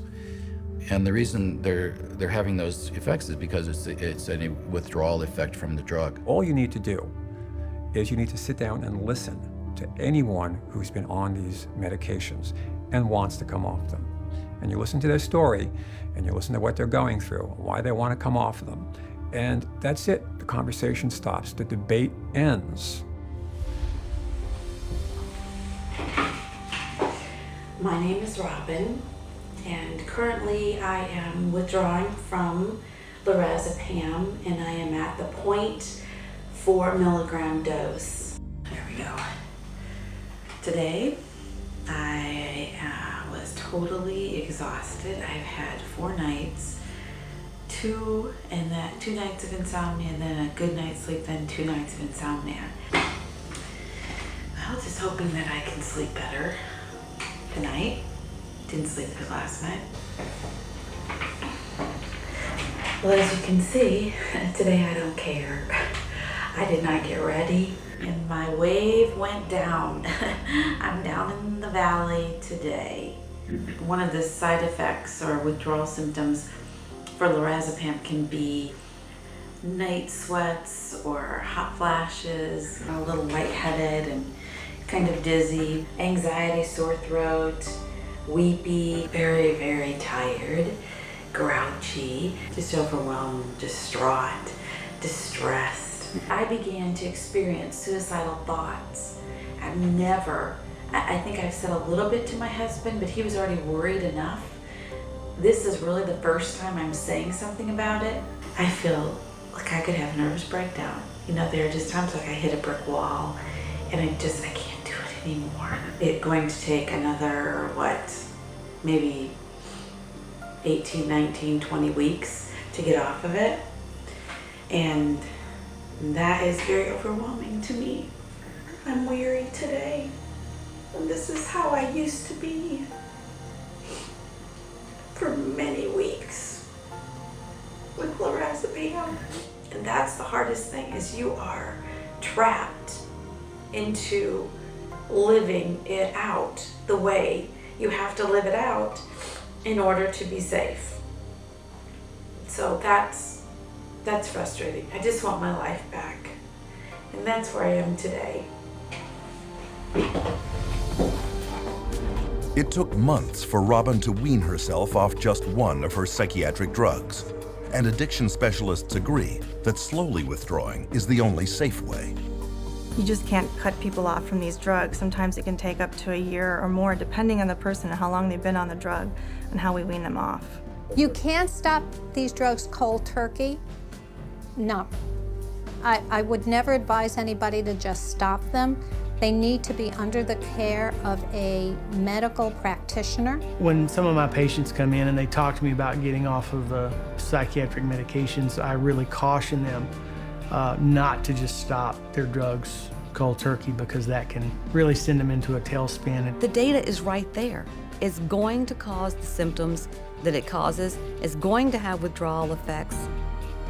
And they know it. There's not a psychiatrist that doesn't know it. And yet psychiatrists tell us that psychotropic drugs are the only way to keep people from insanity and alleviate mental distress. But is this really the case? Or are there other choices, effective, inexpensive, and drug-free, that could accomplish all the empty promises left broken and unfulfilled by psychiatry?